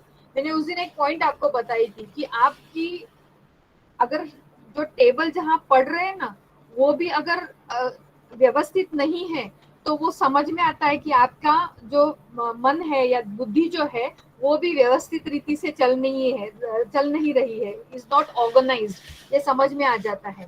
सो सुव्यवस्था होनी जरूरी है। फिर एरोमा थेरेपी है, एटमॉस्फेयर को अच्छा करने के लिए। कुछ सुगंधित तेल मिलते हैं जो आप थोड़ी सी उसको अग्नि दे, और माना वो अभी आजकल मिलते हैं, सुगंधित तेल होते हैं, वो पानी में डालो तो उसका सुगंध आता है। तो यहाँ अगरबत्ती का इस्तेमाल हो सकता है। पॉजिटिव एनर्जी, ऊर्जा घर में निर्माण करनी है, वो कैसे करेंगे? तो पॉजिटिव विचार, सकारात्मक ऊर्जा निर्माण करते हैं, तो वो ध्यान में रखना है।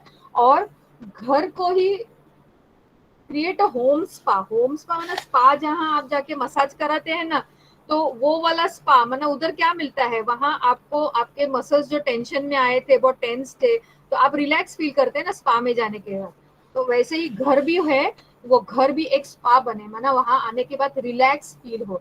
तो आजकल की लोगों को लगता है घर जाने के लिए मत बोलो भाई, बाकी कुछ भी बोलो, घर माना एक पनिशमेंट है हमारे लिए। तो ऐसा नहीं होना चाहिए। हमारा घर का वातावरण भी बहुत ही बढ़िया, बहुत ही अच्छा, सुकून वाला, शांति वाला, प्रेम से भरपूर हो, ऐसा आपको ध्यान रखना है। फिर रिसोर्सेज फॉर बिजी पीपल, जो लोग बहुत व्यस्त हैं, जो बहुत बिजी है, ऐसे लोगों के लिए कुछ थोड़ा सा अरेंजमेंट्स करने चाहिए। हमको क्या करने चाहिए कि उनको on going stress reduction resources, माना कुछ ना कुछ उनको ऐसे वर्कशॉप्स कराइए जिससे कि उनका स्ट्रेस कम हो जाए। उनको टाइम मैनेजमेंट सिखाइए, उनको बताइए कि आप अपने इस व्यस्त कार्य कर पूरा जो कार्य है आपका, जो भी जॉब प्रोफाइल है, उसमें से आप खुद के लिए कैसे टाइम निकाल सकते हो। तो समय निकालने की कला उनको सिखाइए कि आप खुद के जीवन में कैसे चीजों को प्रायोरिटाइज कर सकते हैं। प्रायोरिटाइज करना माना प्राथमिकता देना, तो किस तरह से आप उनको प्राथमिकता दे सकते हैं, ये भी आपको उनको बताना है। फिर उसके बाद में best stress reliever for busy people, माना व्यस्त लोगों के लिए हम तनाव निवारक कैसे रिलीवर्स बताएं, जो लोग बहुत बिजी रहते हैं। तो उनके लिए हम बताते हैं कि आप रोज थोड़ा सा मेडिटेशन कीजिए और ब्रीदिंग एक्सरसाइजेस कीजिए। तो ये स्ट्रेस रिलीवर्स हम बिजी लोगों के लिए बताते हैं। तो ये रिसोर्सेस उनके लिए हमको अवेलेबल करके देने हैं, जिससे कि वो बिजी हैं तो भी क्या हो गया, कई ऐसे ऑफिसेस हैं जहाँ पर ये चीजें उनको बीच बीच में, जैसे अभी हमारे हॉस्पिटल में है, तो हम क्या करते हैं कि सिस्टर्स की जो ड्यूटी होती है, तो हफ्ते में एक दिन उनका ऐसा होता है कि उनके ड्यूटी टाइम में उनको सीएमई होता है, तो जहाँ उनको एजुकेशन दिया जाता है, जहाँ उनको मेडिटेशन कराया जाता है, जहाँ उनको थोड़ा सा गेम कराया जाता है, जहाँ उनको वर्कशॉप कराया जाता है, जहाँ उनके पास से एक्टिविटी कराई जाती है। तो उनको स्ट्रेस रिलीव करने की छोटी छोटी एक 10-15 मिनट की चीजें इनके लिए कराते हैं, जिससे कि उनको जो तनाव है वो निकल जाए। तो ये चीजें हम बिजी लोगों के लिए कर सकते हैं।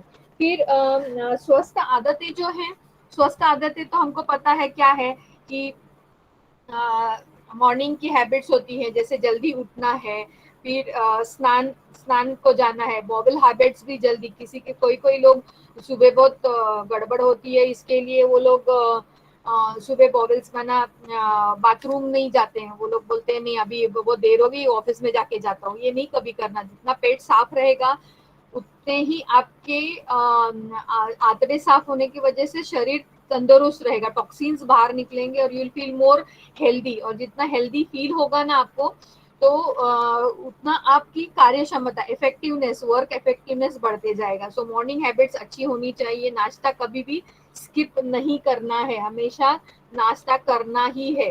तो ये बात ध्यान में रखो। फिर नींद की आदतें अच्छी करो।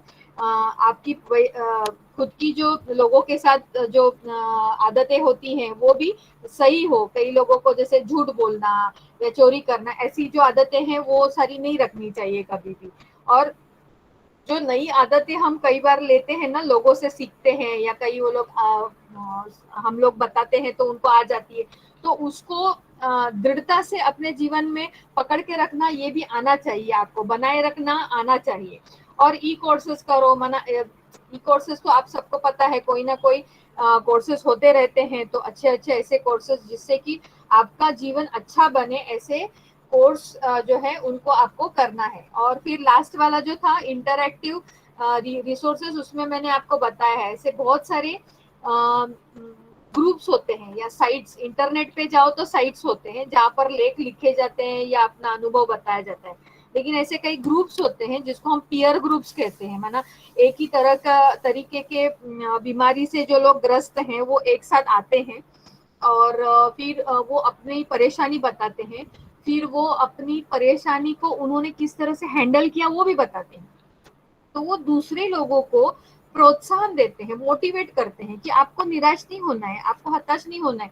देखो मैं भी इस परिस्थिति से गुजरी हूँ और मैंने इसको इस तरीके से हैंडल किया है। तो दूसरों का सुनना और खुद का भी कुछ अनुभव है तो सुनाना। तो ऐसे इंटरैक्टिव रिसोर्सेज को भी आपको साथ में जमा करना है, जिससे कि आप एकदम बिल्कुल भी स्ट्रेस को अच्छी तरीके से मैनेज कर सकेंगे। तो ये सब आता है आपके तनाव प्रबंधन का एक अभ्यास या एक तकनीक के इसमें हिस्से में आ जाता है।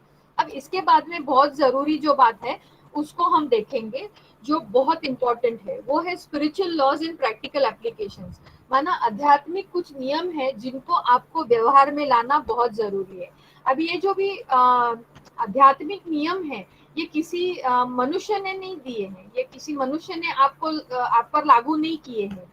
ये जो है इनको फिजिक्स ने माना साइंस के हिसाब पर उसके ऊपर इन्वेस्टिगेशंस किए गए हैं, माना उसके ऊपर शोध किए हैं, संशोधन हुए हैं और फिर उसके बाद में ही इन नियमों को बताया। जैसे न्यूटन का लॉ है और यही लॉ आगे चल के हम लोग देखते हैं कि कैसे हमारे आध्यात्मिक लॉ बनते हैं। इसलिए ये सारे आध्यात्मिक लॉ या नियम जो है, आध्यात्मिक नियम, इन सभी नियमों का जो बेस है वो साइंस है, विज्ञान है। विज्ञान के बेस पर ही ये सारे आध्यात्मिक नियम है। तो ऐसे नहीं समझना आध्यात्मिकता है और उसमें कोई साइंस नहीं, विज्ञान नहीं, नहीं। आध्यात्मिकता प्लस विज्ञान ये इसका जोड़ है। अभी अगर आप देखेंगे तो ये जो नियम है, स्पिरिचुअलिटी के जो लॉज हैं, ये मनुष्य और सर्वोच्च सत्ता, ह्यूमन एंड डिवाइन, इसके बीच में संबंध बनाए रखता है। दूसरा, मनुष्य between and among human beings, मनुष्य और मनुष्य इन दोनों के बीच में भी संबंध बनाए रखते हैं, माना ये वहां पर भी लागू पड़ते हैं स्पिरिचुअल लॉज। और तीसरा, मनुष्य और प्रकृति, ह्यूमन एंड नेचुरल वर्ल्ड, इनके बीच में संबंध जो है वो संचालित करता है। तो ह्यूमन बींग, मनुष्य और परमात्मा, मनुष्य और मनुष्य, मनुष्य और प्रकृति, इन तीनों के बीच में, क्योंकि ये तीनों भी, प्रकृति ह्यूमन को पुरुष प और परमात्मा, परमात्मा प्रकृति पुरुष, इन तीनों के बीच में ये आध्यात्मिक नियम लागू होते हैं या ये आध्यात्मिक नियम कार्य करते हैं। तो ये जो लॉ है, नियम जो है, ये नियम आपके थॉट्स, माना आपके विचार, आपके शब्द और आपके एक्शंस, माना आपके कर्म जो है उन कर्मों के से लोगों के सामने आते हैं और बहुत ही सूक्ष्म होते हैं, बहुत ही सूक्ष्म होते हैं। तो अगर आप कह रहे हैं कि ऐसा कुछ आध्यात्मिकता, भगवान और परमात्मा ये सब इस दुनिया में नहीं है, तो नहीं, ऐसा कुछ अगर आपकी सोच ऐसी है तो ये सोच आपको कई बार आपको दुख की अनुभूति कराने के लिए एक कारण बन जाता है। तो कहते हैं कि थॉट्स, वर्ड्स और actions that deny the divine, अगर आपको ऐसे लगता है कि वो परमात्मा नहीं है, ब्लॉक और ब्रेक योर स्पिरिचुअल कॉन्टेक्ट, माना वो विचार, वो शब्द, वो कर्म जो आपको परमात्मा की अस्तित्व से दूर करता है, परमात्मा के साथ आपके कनेक्शन को मान्य करता नहीं है या उससे आपको दूर करता है, तो वो आपको आपके मन की शांति से दूर करने के लिए एक कारण बन जाता है। इस बात को आपको अच्छी तरह से समझना है। तो ये बातें जानबूझ के मैंने डाली है, स्पेशली ये वाला जो है, the law of spirituality governs the relationship between humans and the divine, between and among the human beings, between human beings and the natural world। तो ये बात एक्चुअली हिंदी और मराठी वालों की किताब में अच्छे से वन आफ्टर द अदर दी है, लेकिन इंग्लिश में बैक टू बैक दी है, तो वो थोड़ा सा समझने में दिक्कत होती है। तो ध्यान में रखना, उसको वहीं पे डिवाइड कर देना चाहिए। तो आप उसको ये कर सकते, relationship between the humans and divine, ये फर्स्ट हो जाता है। उसके बाद में between and amongst the human beings, और फिर थर्ड में between human beings and the natural world. ऐसे करके उसको डिवाइड कर देना तो आपके समझ में आ जाएगा, क्योंकि ये या तो फिलिंग द ब्लैंक्स या मैच द फॉलोइंग में आपको आ सकता है। तो ये 3 टाइप्स में आता है। फिर नेक्स्ट हम चलते हैं fundamental law of life and the cyclic evaluation of creation. ये सभी अभी नियम सुनेंगे ना तो आपको लगेगा सब कुछ एक जैसा ही है, लेकिन उसी को ये सारे हमारे जीवन में लागू पड़ने वाले नियम हैं। आप लोगों ने किसने ये लेसन पढ़ा है अब तक?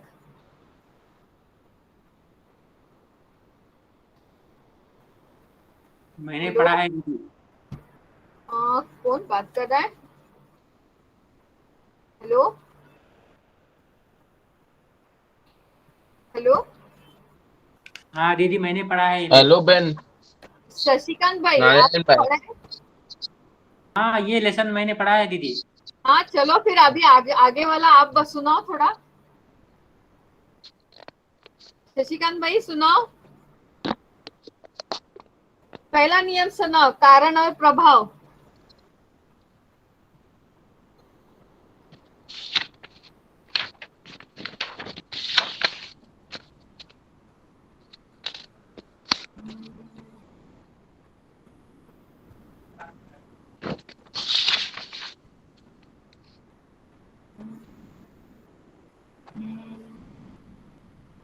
अरे यहीं पे समय जाएगा सब निकल के, दीदी डांटेगी क्यों मेरे को।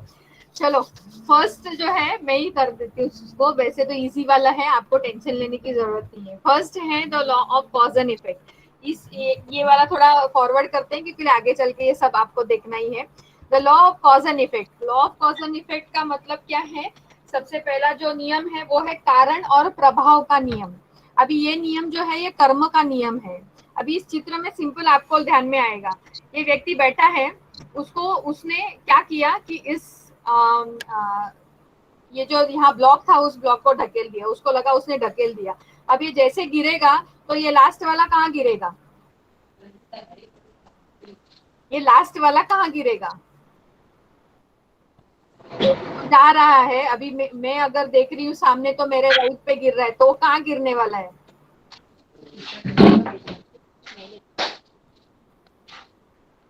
स्वाभाविक है ना, वो आके इसी व्यक्ति के सर पे गिरेगा। यस और नो? आप लोग सुन भी रहे हैं या कहीं और ध्यान है? हाँ दीदी सुन रहे। नहीं बहन नाइट को है।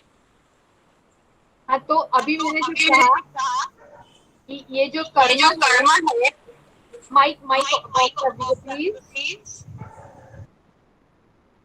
तो ये जो कॉज एंड इफेक्ट है, माना आपने अगर कोई कर्म किया है तो उसका इफेक्ट भी होने वाला है। तो अच्छा कर्म किया है तो अच्छा इफेक्ट होगा। ये लॉ ऑफ कर्मा जो है ये हम सबको पता है। तो ये कर्मा न्यूटन के लॉ ऑफ मोशन से आता है कि एवरी एक्शन, हर कार्य, देयर इज अ इक्वल, माना समान, एंड ऑपोजिट रिएक्शन, उसी तरह का रिएक्शन होने वाला है। उसने इस तरफ से घुमा के फेंक दिया, वो यहाँ से आके उसके ऊपर गिरने वाला है। लेकिन वो कहते हैं कि each action is thus the cause of some effect, माना जो भी आप करोगे उसका कुछ ना कुछ तो परिणाम होना ही है। तो कारण है, प्रभाव अगर हो रहा है तो उसका कुछ ना कुछ कारण जरूर होता है। The law of karma is only half understood, particularly in relation to destiny. माना लोग क्या करते हैं, उसको आधा ही समझते हैं. जैसे इस व्यक्ति ने समझा है, क्या समझते हैं, someone may think helplessly, whatever is happening to me is now because of my past. माना जो मेरे पुराने कर्म हैं उसकी वजह से आज मुझे दुख हो रहा है, तो मैं अभी क्या कर सकता हूँ, मैं कुछ नहीं कर सकता, ऐसे सोचते हैं और चुपचाप बैठे रहते हैं. बराबर है, ऐसा बहुत लोगों का सोचना होता है. लेकिन ये बात हमेशा ध्यान में रखिए कि past has created the present. माना हमारे पिछले कर्मों की वजह से आज हमारा बना है, तो आज जो हम करेंगे उस हिसाब से हमारा फ्यूचर बनने वाला है. तो अभी का समय जो हमको मिला है वो अच्छे कर्मों में, सत्कर्मों में हमको इस्तेमाल करना ही है. तो ये law of cause and effect हमको बताता है कि हर जो इफेक्ट आपको दिखाई देता है, माना हर वो प्रभाव जो आपको जीवन में दिखाई देता है, उस प्रभाव का पीछे कोई ना कोई कारण जरूर है. तो this is the law of cause and effect. ठीक है. फिर उसके बाद में है लॉ ऑफ परफेक्ट जस्टिस. माना उसी के हिसाब से, उसी को लग के ये लॉ है, जो है कि परम न्याय का सिद्धांत है. परम न्याय का सिद्धांत मतलब क्या है कि इस जीवन में आपको वो सब कुछ मिलेगा. माना what ever goes around comes around. आप जो दोगे वो आपको वापस घूम के आके मिलना ही है. आप ये नहीं कह सकते कि मुझे ये नहीं चाहिए और मेरे साथ भगवान ने अन्याय किया. ये आप कभी नहीं बोल सकते, क्योंकि भगवान हमारे कर्मों में आता ही नहीं, वो कभी नहीं आता है. देखो, अगर आपने आप अभी श्वास ले रहे हैं, तो आप अगर श्वास लेते हैं तो वापस श्वास देते भी है ना. तो गिव एंड टेक का ये रिलेशन होता है. तो you started by taking, what you will and by giving. माना आप जो ले रहे हैं वो आपको देना भी है वापस. Everything we give we will get the return of it. हम अगर कुछ दे रहे हैं तो वापस मिलना भी है हमको. तो ये बात हमको एकदम परफेक्टली बुद्धि में रखनी है. The first thing we do is we take breath. हम लोग सांस लेते हैं और वो सांस हमको वापस देनी भी पड़ती है, ना बाहर निकालनी भी पड़ती है. हम ये नहीं बोल सकते नहीं ऑक्सीजन में जमा करके ही रखो अपने अंदर, वो तो अति ऑक्सीजन की वजह से फुकट मर भी जाएंगे हम लोग, हम बचेंगे भी नहीं. तो ये रिदम है, हमारे जीवन की रिदम है. तो ये जो नियम है, ये नियम ये बताता है कि it begins with the seed of thoughts and moves through your feelings, attitudes, outlooks, words, actions, relations and time. माना शुरुआत कहाँ होती है, उसका बीज कहाँ होता है. बीज होता है संकल्पों से. संकल्प, फिर जो संकल्प किया उसी प्रमाण आपके इमोशंस, माने आपकी भावनाएं, फिर उसी तरह की आपकी वृत्ति, फिर उसी तरह का आपका दृष्टिकोण, उसी तरह के आपके शब्द, उसी तरह की आपके कर्म, और उसी तरह से आपके रिलेशंस, माना आपके संबंध, ये बन जाते हैं. और जैसा जैसा आप करते जाएंगे, सोचते जाएंगे, वैसा ही आपका आखिरकार समय भी आता है. तो अगर आपने बुरा सोचा है, बुरा किया है, तो परफेक्ट जस्टिस मिलेगी आपको, परम न्याय मिलेगा. जैसा किया है वैसा ही आपके पास आएगा. आपने बुरा किया है तो बुरा ही घूम के आपके पास आना है. तो ये बात उसी की है, कर्म फिलॉसफी की ही है, लेकिन लॉ ऑफ परफेक्ट जस्टिस में उसको उन्होंने इस तरीके से बताया है. फिर उसके बाद में है law of entropy. Law of entropy, ये लॉ ऑफ एंट्रोपी जो है ये थर्मोडायनामिक्स के सेकंड जो प्रिंसिपल है, ऑक्सिलरी प्रिंसिपल, उसके उस पर से आया हुआ है. अभी लॉ ऑफ एंट्रोपी जो है वो ये बताता है कि our resources are our energy. माना आत्मा के पास क्या है, शक्तियां. बराबर, हमारे पास क्या है, हमारे पास है शक्तियां. As soon as we use them, we lose a part of it. अभी ये बात सैटरडे या फ्राइडे की मुरली है शायद, जहाँ पर किसी को याद है, शायद फ्राइडे या सैटरडे की मुरली है, जहाँ पर परमात्मा बोलते हैं कि सतयुग से ही आत्मा अपनी शक्तियों को एक एक पौड़ी, माना एक एक स्टेप से कम कम होती जाती है. तो कोई चीज जैसे हाईली ये नहीं हो सकती, माना हमेशा 100% नहीं हो सकती, वो 100 से 99.999 पर धीरे धीरे 1 एक एक सेकंड के बाद कम होती जाती है. तो यहाँ पर उन्होंने ये बताया है कि as soon as we use them, माना 16 कला संपूर्ण आत्मा 100% ऊपर से नीचे आती है, वी यूज देम, जैसे ही आत्मा अपनी शक्तियों को इस्तेमाल करना शुरू कर देती है, we lose part of it, माना हम धीरे धीरे उन शक्तियों के माना उसका इस्तेमाल करने की वजह से वो हम थोड़ा थोड़ा खोने लगती है, वो हमसे थोड़ा थोड़ा बिखरने लगती है, कम होने लगती है, which is transformed into something else, माना वो फिर कुछ और में परिवर्तित हो जाती है। अभी यहाँ पर मैंने आपको यहाँ पर एक चित्र बताया है, एकदम सुव्यवस्थित आपका बेड है या रूम है, और यहाँ आप देखेंगे कि पूरा बेडरूम अस्त व्यस्त है। अगर आपको ऑर्गेनाइज्ड रहना है, माना सुव्यवस्थित रहना है, सर्वगुण संपन्न 16 कला संपूर्ण अगर रहना है, तो ऑर्गेनाइजेशन रिक्वायर्स एनर्जी, माना बहुत हाई एनर्जी आपको लगेगी, बहुत हाई एनर्जी की जरूरत आपको पड़ती है, माना आपके पास ताकत, आपके पास एनर्जी बहुत ज्यादा होनी जरूरी है। और जैसे जैसे आपकी एनर्जी कम हो जाती है वैसे वैसे आप भी अस्त व्यस्त होते हैं। तो ये लॉ ऑफ एंट्रोपी आत्मा पर माना एक केंद्रित होकर ये लॉ बताया गया है कि जैसे आत्मा ऊपर से नीचे आती है, सोल कम्स डाउन, वो अपना कार्य करती है, धीरे धीरे वो अपना एनर्जी जो है वो कम करती जाती है, कम होती जाती है, तो उसकी अवस्था ऐसे एकदम ही खराब होती है। तो एंट्रोपी का मतलब है एवरीथिंग टेंड्स टू डिसऑर्डर, माना चीजें बिखरनी शुरू हो जाती है। एंट्रोपी मीन्स बिखरना, बिखरना, तो जैसे बिखरती है, डिसऑर्डर्स, बिल्कुल ऑर्डर में नहीं है, डिसऑर्डर में हो जाना, तो वो है लॉ ऑफ एंट्रोपी। इसको आप अच्छे से समझ लीजिए, समझ में आ रहा है? थोड़ा माइक ऑन रखना, क्योंकि एंट्रोपी और नेगेंट्रोपी में थोड़ा सा आपको कंफ्यूजन होगा, लेकिन एक बार समझा तो फिर वापस प्रॉब्लम नहीं आएगा। हाँ दीदी समझ में आ रहा है।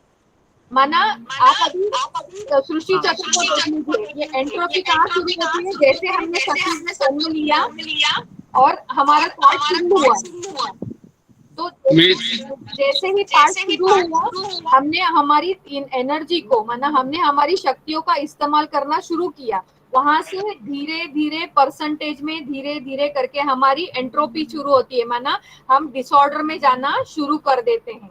एकदम सिंपल अपने स्पिरिचुअल लैंग्वेज में बात समझ में आई? हाँ हाँ मी हाँ बोला। मी जरा एंट्रोपीचं एकदा सांगा ना मराठीमध्ये प्लीज.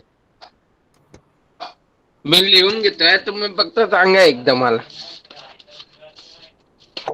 मराठीत ओके, मराठीत सांगायचं एवढंच आहे की आपली जी ऊर्जा आहे ना, आपल्याला जी ताकद, जी ऊर्जा मिळालेली आहे, त्या ऊर्जेचा जसा जसा आपण प्रयोग करतो, आता सिंपल तुम्हाला सांगते, तुमच्याकडे 100 रुपये आहेत, तुम्हाला 100 रुपये देऊन मी बाहेर पाठवले, तर तुम्ही त्या 100 रुपयातले थोडे थोडे थोडे थोडे जसे पैसे वापरत जाणार, तसे तसे ते पैसे तुमचे कमी होत जातात, तशीच आपली ताकद पण हळूहळू कमी होत जाते, आणि जशी ताकद कमी होते आपण एकदम सुव्यवस्थित जे होतो ते एकदम असे अस्तव्यस्त होऊन जातो. तर अस्तव्यस्त होणं म्हणजे एंट्रोपी, अस्तव्यस्त होणं म्हणजे एंट्रोपी.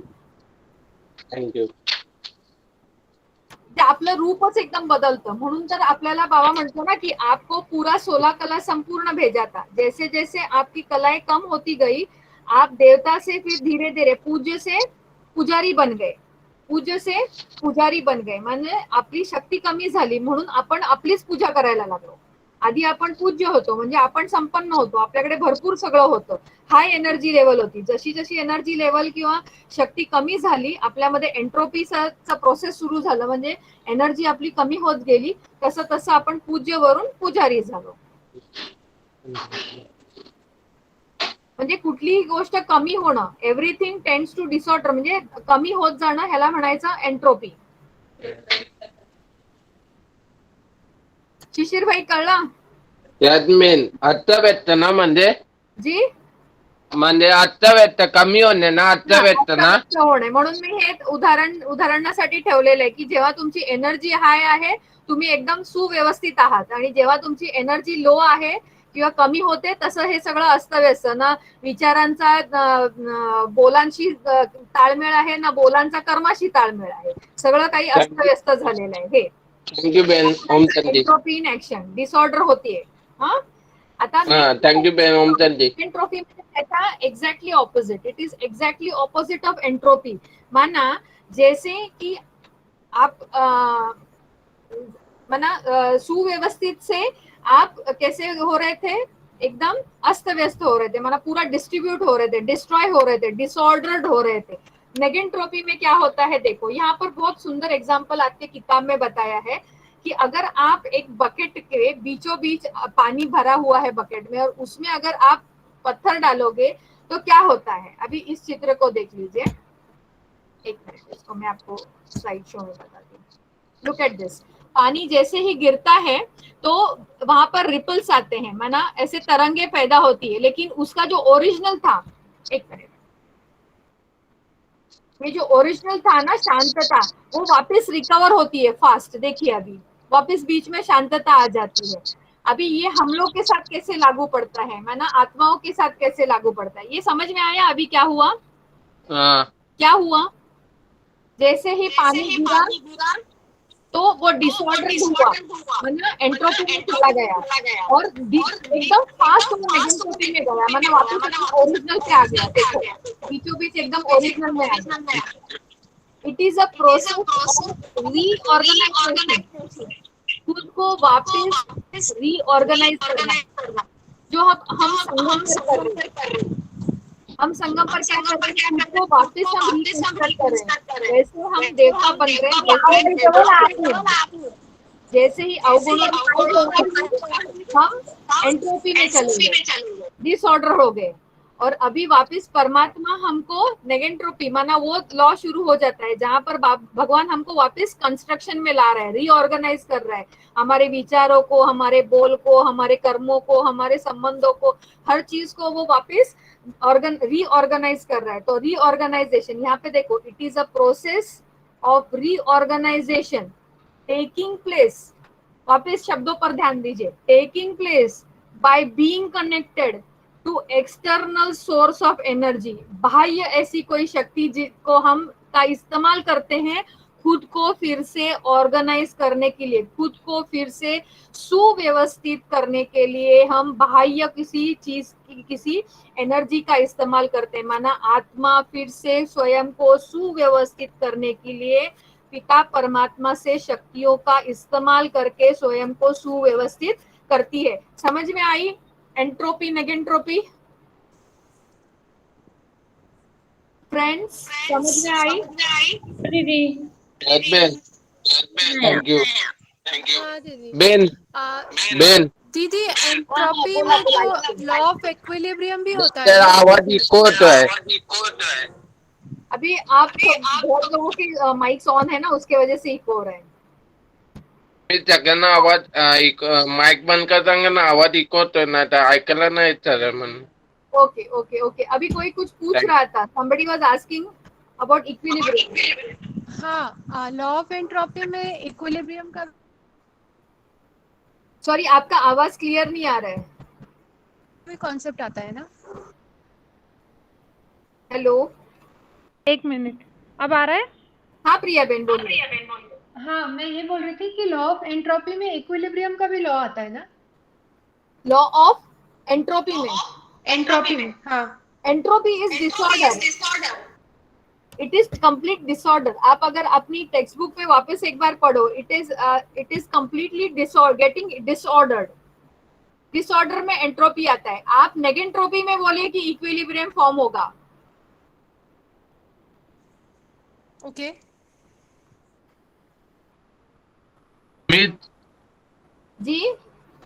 मी ते नेगेटिव्ह ऑपी काय आहे तुम्ही बोललात ते नेगेटिव्ह ऑपी, त्या फिलिंग सांगा ना त्याला. NEGENTROPY एंट्रोपीच्या आधी NEG लागतं, म्हणजे नेगेटिव्ह एंट्रोपी, त्याला नेगेंट्रोपी म्हणतात. नेगेटिव्ह एंट्रोपी, नेगेटिव्ह ऑपी ना. NEG नेगेटिव्ह शब्द आणि पुढे एंट्रोपी ENTROPY. एंट्रोपी नुसतं एंट्रोपी ना, ट्रॉपी नाही ना. TROPY. हाँ ठीक है थैंक यू. तो प्रिया बहन. हाँ दीदी. हाँ प्रिया बहन, देखो आपके किताब में एक उन्होंने एग्जाम्पल दिया है कि एक्सपीरियंस, माना आपका जो एक्सपीरियंस है ना वो हमेशा कांस्टेंट नहीं रहता है, it will change according to time, place, human being, बराबर है?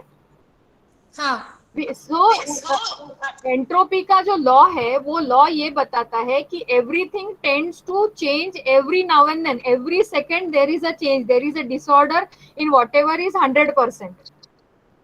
जो 100% था वो ट्रांसफॉर्म होते जाता है, अपना एनर्जी लूज करते जाता है।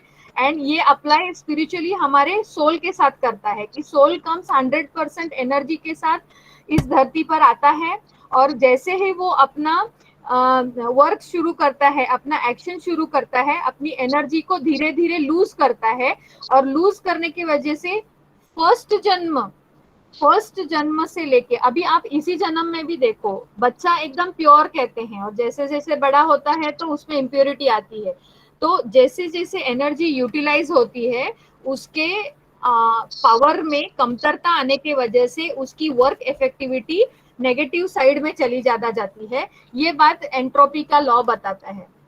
आप शांति से टेक्स्ट बुक पढ़ेंगे ना, आपकी टेक्स्ट बुक में जो दिया है उसको आपको परफेक्टली समझ में आएगा। उसका एक लाइन अंडरलाइन कीजिए, एवरीथिंग टेंड्स टू डिसऑर्डर। ये थर्मोडायनामिक्स प्रिंसिपल है ना?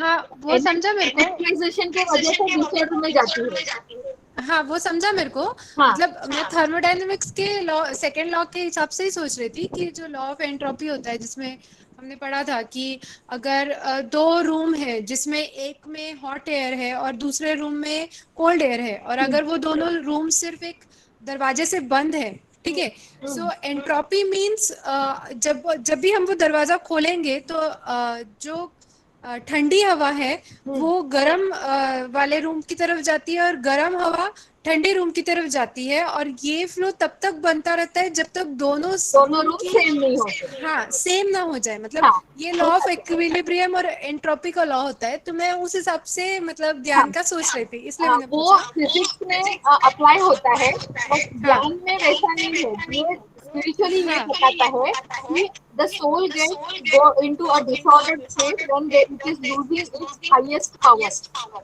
हाँ, तो यहाँ पे लॉ ऑफ इक्विलिब्रियम काम में नहीं आएगा। नहीं, उतना वो काम नहीं, इसलिए उसको ऑक्सिलरी डाला है उन्होंने। हाँ तो what you are saying to the law of equilibrium is perfect, लेकिन वो यहाँ पर जब स्पिरिचुअली यूटिलाइज होता है तो they are using only a part of it, where they are saying that on use of the energy gets utilised, and so there is a disorder in the action. जो action होते जाता है ना, धीरे धीरे उसका जो कंपोनेंट है वो कम होते जाता है, उसकी प्योरिटी कम होते जाती है, राइट? एंड वापस ऑर्गेनाइज करने के लिए उसको बाह्य किसी एक्सटर्नल रिसोर्स का यूज करना पड़ता है, जहां हम कहते हैं कि आत्मा takes help of the supreme father to reorganise itself. Okay okay तो आगे बढ़ते हैं। शिशिर भाई अपना माइक ऑफ कर दीजिए प्लीज। तो नेक्स्ट हम चलते हैं लॉ ऑफ परफेक्ट जस्टिस, नहीं sorry, law of equal return पे। तो law of equal return is again the same. उसमें हम देखते हैं, आप अगर वो पढ़ेंगे तो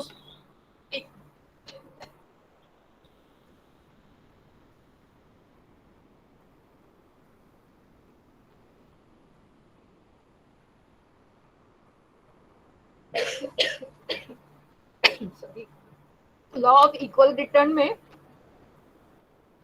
ये प्रकृति का जो नियम है ना, जिसके आधार पर सब माना संबंध संचालित होते हैं, वो क्या है कि जैसे लॉ ऑफ कर्मा है कि हम जो देते हैं वही हमको वापस घूम के वापस मिलता है, माना what you give you receive करके। तो सेम यहाँ पर है, इक्वल रिटर्न्स मिलने वाले हैं, माना कुछ कम कुछ ज्यादा नहीं मिलने वाला है। लेकिन हम कई बार क्या करते हैं, देते 1 रुपया है और लेते समय 100 रुपया मांगते। अरे मैंने इतनी मेहनत की, मैंने इतना सेवा की, तो मुझे ज्यादा मिलना चाहिए, ये हम सोचते हैं।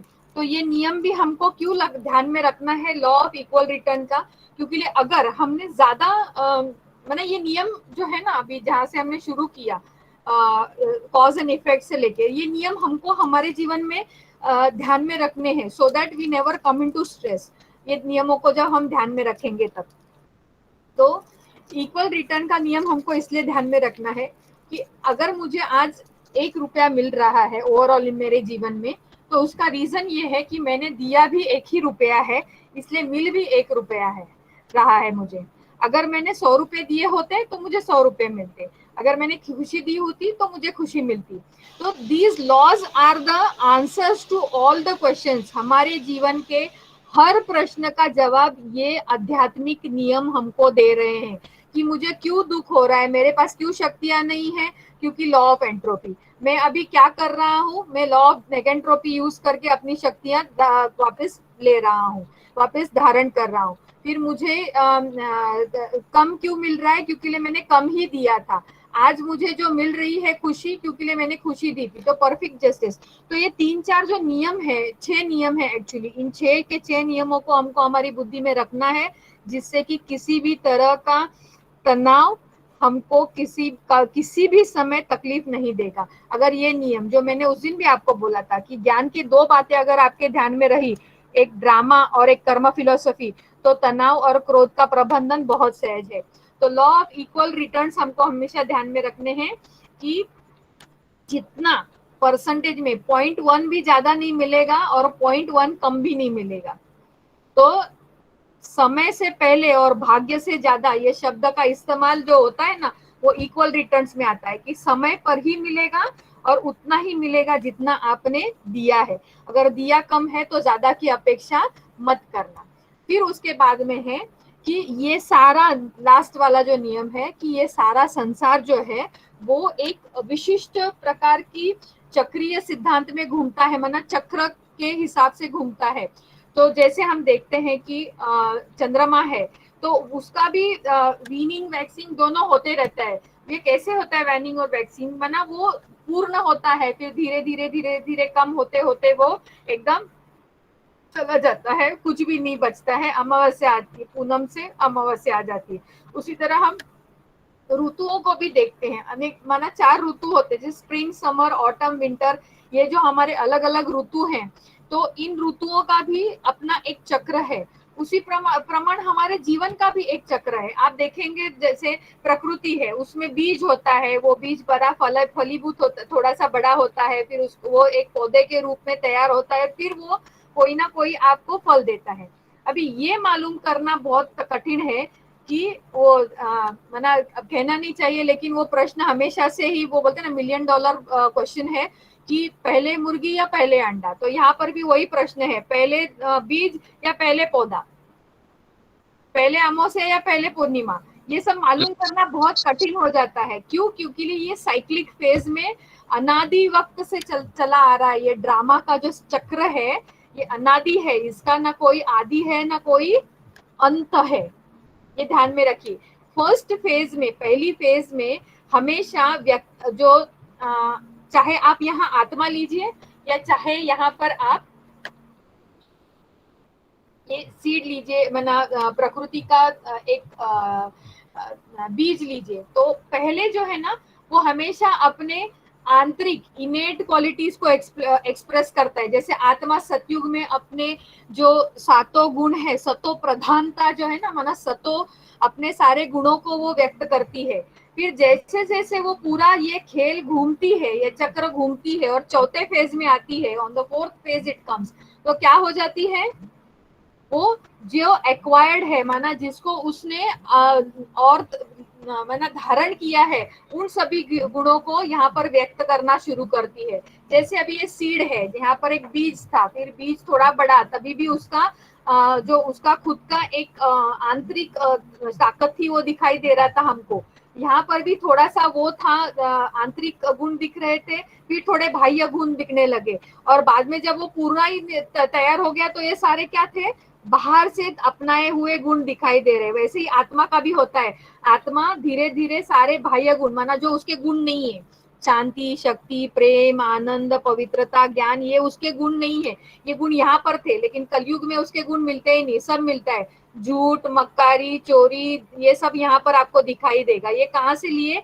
उसने ये पूरा घूमते घूमते बाह्य लिए हुए, माना एक्वायर्ड वो क्वालिटीज उसके अंदर, या वर्च्यूज, वर्च्यूज तो नहीं कहेंगे, लेकिन वो एक गुण दिखाई देते हैं, दुर्गुण दिखाई देते हैं। और ये चौथे फेज में होता है। और पांचवा जो होता है, माना ये दोनों के बीच का, यहाँ पर हम फिर से सोचते हैं, अरे मैं तो ऐसे था, फिर ऐसे क्यों बना? मैं तो सतो प्रधान था, फिर मैं तमो प्रधान क्यों बना? तो आत्मा क्या करती है? फिर रीथिंक करती है, फिर सोचती है, और फिर से स्वयं को री एजुकेट करती है। माना आत्मा स्वयं को परमात्मा शक्तियों से, ज्ञान से भरपूर करती है और एकदम पूर्ण बन जाती है। तो वो चक्र पूरा हो जाता है, और ये है हमारे जीवन की एक पूर्ण साइकिल। तो देखो, बच्चा बहुत सतोगुणी होता है, धीरे धीरे बढ़ता है, तो वो स्कूल में जाता है तो वहां से कुछ सीखता है, कॉलेज जाता है वहां कुछ सीखता है, बच्चों से, परिवार से कुछ सीखता है, और अंतिम काल में भी वो सब कुछ यहाँ जितना सीखा है वो यहाँ प्रदर्शित करना शुरू कर देता है। उसमें वो मासूमियत नहीं रहती जो सतयुग में थी, माना बचपन में थी। यहाँ बहुत कपटी बन जाता है। लेकिन जैसे जैसे उसका अंत नजदीक आता है, उसके ध्यान में आता है कि मैं आत्मा तो ऐसी नहीं थी, मुझे तो बहुत अच्छा बनना है, मैं वैसी थी, तो वो सोचना शुरू करती है। और तब उसकी बुद्धि योग जैसे जैसे परमात्मा से लगता है वो संपूर्ण बन जाती है। तो ये है साइक्लिक पैटर्न ऑफ इवेंट्स जो ये घूमता है। ये चाहे सृष्टि चक्र हो, चाहे ये बीज का जन्म हो, चाहे इसका चंद्रमा का हो, चाहे ऋतु का हो, चाहे कहीं भी आप ले लो, इसका आदि अंत मालूम करना हमको कठिन है। लेकिन जैसे जैसे हमारी कलाएं कम होगी, हमको एक बाह्य शक्ति का इस्तेमाल करना पड़ता है जो है परमात्मा। तो ये यहाँ पर हमको स्पिरिचुअल नॉलेज अगर हमारे अंदर होगी ना, क्योंकि यहाँ जाके ही सबसे बड़े प्रश्न आते हैं, तनाव की महसूसता यहाँ जाता होती है। और उसका कारण होता है कि तब हमको हमारे आंतरिक गुण पता ही नहीं होते, हम सब बाह्य गुण, माना जो मटेरियलिस्टिक हमने भौतिकवाद से जो खुद में लाए हुए होते हैं ना गुण, वही दिखाई देते हैं। आंतरिक गुण हमको दिखाई नहीं देते जब तक भगवान हमको ये बताता नहीं। तो ये बात यहाँ बताई है। तो इन सिद्धांतों को अगर हम ध्यान में रखेंगे तो हमको तनाव का ज्यादा अनुभव नहीं होगा, या तनाव ही नहीं होगा। फिर इसके आगे मैं अभी ज्यादा नहीं ले रही हूँ, क्योंकि इसके आगे वाला भी जो है वो हम कई बार कर चुके हैं। रिलैक्सेशन टेक्निक्स के बारे में बताया है कि कैसे आपको ब्रीदिंग एक्सरसाइज और मसल टाइटनिंग की एक्सरसाइजेस करनी है।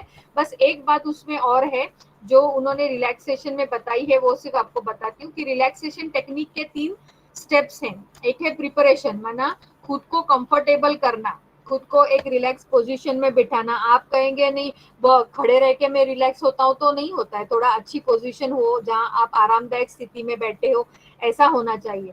फिर मेथड तो अनेक है रिलैक्सेशन के। या तो आप कोई चीज इमेजिन करो, विजुअलाइज करो, या फिर आप खुद को कुछ ऑटो सजेशंस दो, या फिर आप म्यूजिक सुनो आराम से बैठ के, या फिर आप कुछ अच्छे से पढ़ो, या फिर आप मसल्स को रिलैक्स करो। जैसे वो मैंने कहा ना, प्रोग्रेसिव मसल रिलैक्सेशन होता है अपने अंगूठे से लेके सर तक। तो वो अलग अलग तरीके, मेथड्स में अलग अलग तरीके हम इस्तेमाल कर सकते हैं। और तीसरी बात जो जरूरी है वो है रिकवरी। कई बार क्या होता है, हम योग से भी फट से उठते हैं और अपने शरीर के विभिन्न अंगों का इस्तेमाल करना शुरू कर देते हैं। तो इसमें आपने देखा होगा कईयों को सरदर्द होना शुरू हो जाता है। आप कभी भी ऐसा नहीं करना, क्योंकि जब आप रिलैक्सेशन में जाते हो तो आपके मसल्स बहुत शिथिल हो जाते हैं। They are very calm and quite.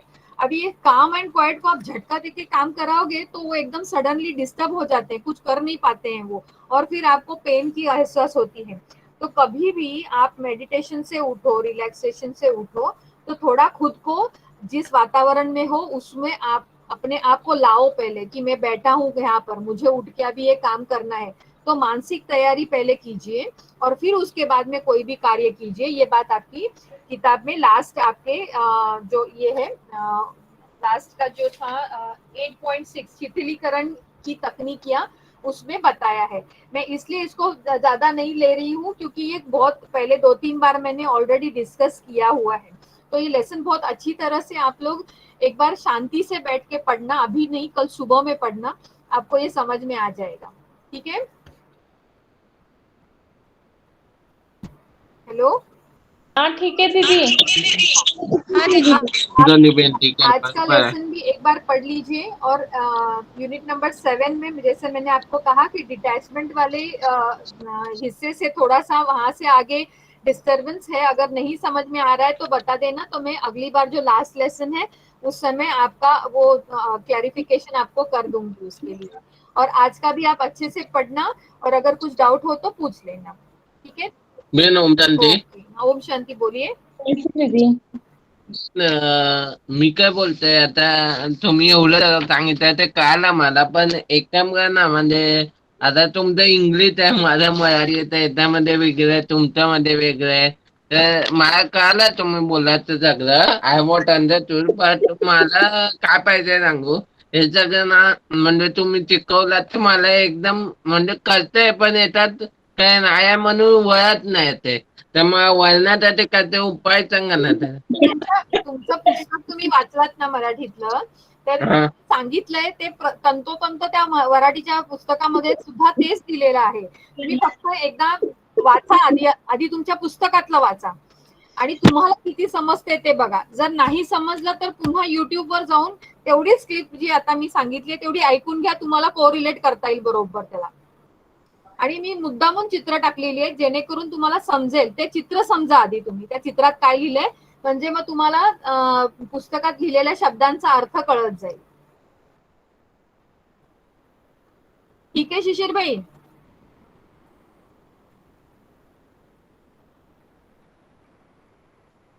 Hello, हाँ दीदी, ओम शांति। हाँ ओम ठीक। शांति। हाँ दीदी ठीक है, अच्छे। हाँ, तो आप लोग एक बार अपनी किताब से पढ़ के फिर बाद में यूट्यूब पर उसको सुन लेना, तो आपको कोरिलेट करना, माना उसका संबंध एक साथ जोड़ के समझने में कोई दिक्कत नहीं आएगी। मैं तो समझती हूँ नहीं आनी चाहिए। थोड़ा सा क्या होता है, हम लोगों का साइंस बैकग्राउंड होने की वजह से चीजों को पकड़ लेते हैं जल्दी, इसलिए हमको लगता है कि आपको समझ में आया है, लेकिन अगर नहीं समझ में आया है तो बता दीजिए, अगली बार हम लोग उसको कवर कर लेंगे पक्का। बेन ओ हाँ बेन शिशिर भाई, हाँ बोला। बेन 8.6 मध्ये तुम्ही शिकवलंय ती वाचू ना. 8.6 सांगितलं ना मी आता तुम्हाला, हा शीतलीकरण ते आणि 8. नाही 8.6 पर्यंत वाचू ना स्टार्टिंग पासून ते. हो हो, तुम्ही ठीक आहे. 8.1 पासून 8.6 पर्यंत सगळं वाचा। हा, हलके Actually, वाटण्यासाठी ते सांगतोय. हाँ, एक्चुअली समरी जो है ना वो आपकी 7th लेसन की समरी यहाँ पर आ गई है, तो समरी में जाना नहीं, BSQ टेक कंट्रोल पिछले यूनिट का है, ठीक है? अभी आप लोग लीव कर सकते हैं मीटिंग को, और फिर हम परसों दिन थर्सडे को मिलेंगे यूनिट 9 के साथ। और अगर आपको इसमें से कुछ समझ में नहीं आया है तो आप अमिता दीदी को भेज सकते हैं, क्योंकि मुझे आपका डायरेक्ट एक्सेस नहीं है। आप अमिता दीदी से कह देना जो भी क्वेश्चन हो, तो वो शायद मुझे बता देंगी, या फिर उस दिन हम लोग बाद में कर लेंगे फिर, ठीक है? ओके दीदी। हाँ, दीदी हमारी एग्जाम कब होने वाली है? वैशाली दीदी बोल- एग्जाम कब होने वाली है? आपके एग्जाम्स के बारे में सारी जानकारी अमिता दीदी बताएंगी उनको, क्योंकि ये सभी वो हैंडल करती है, मुझे उसमें से इतना टेक्निकल वहाँ का नॉलेज नहीं है। आप उनसे पूछ लेंगे, वो मैसेज डाल दीजिए आप ग्रुप पे, वो बता देंगे आपको। हाँ चलेगा दीदी। ठीक है, ओके। ओम शांति। दीदी ओम शांति दीदी। बेन गुड ओम शांती दीदी। ओम शांती। बघा, मी तुम्हाला याच्याकरता नाही सांगितलं की मला जास्त समजावून सांगता येत नाही म्हणून, फक्त समजता येते. असं काय नाही, मला थोडस रिलीफ मिळालं असतं म्हणून, आणि थोडं आज काय पेशंट्समुळे थोडं डिस्टर्बन्स पण होत होतं। नाही हरकत मला नाही, जास्त काहीच समजावून सांगता येत नाही. समजते पण समजावून सांगता येत नाही असे. ठीक आहे, हरकत नाही। आता पुढच्या वेळेस तुम्हीच घ्या हे क्लास आता। नाही तेवढं नाही, आता तुम्ही खूप चांगलं सांगतात, तुम्हीच घ्या. थँक्यू. देतात सगळं येईल पुढच्या वेळेस आम्ही त्यामुळे सगळ्यांना समजायला. ओम शांति। चलो, ओम शांति, गुड नाइट। दीदी गुड नाइट। Good night. ओम शांति। ओम शांति। ओम शांति।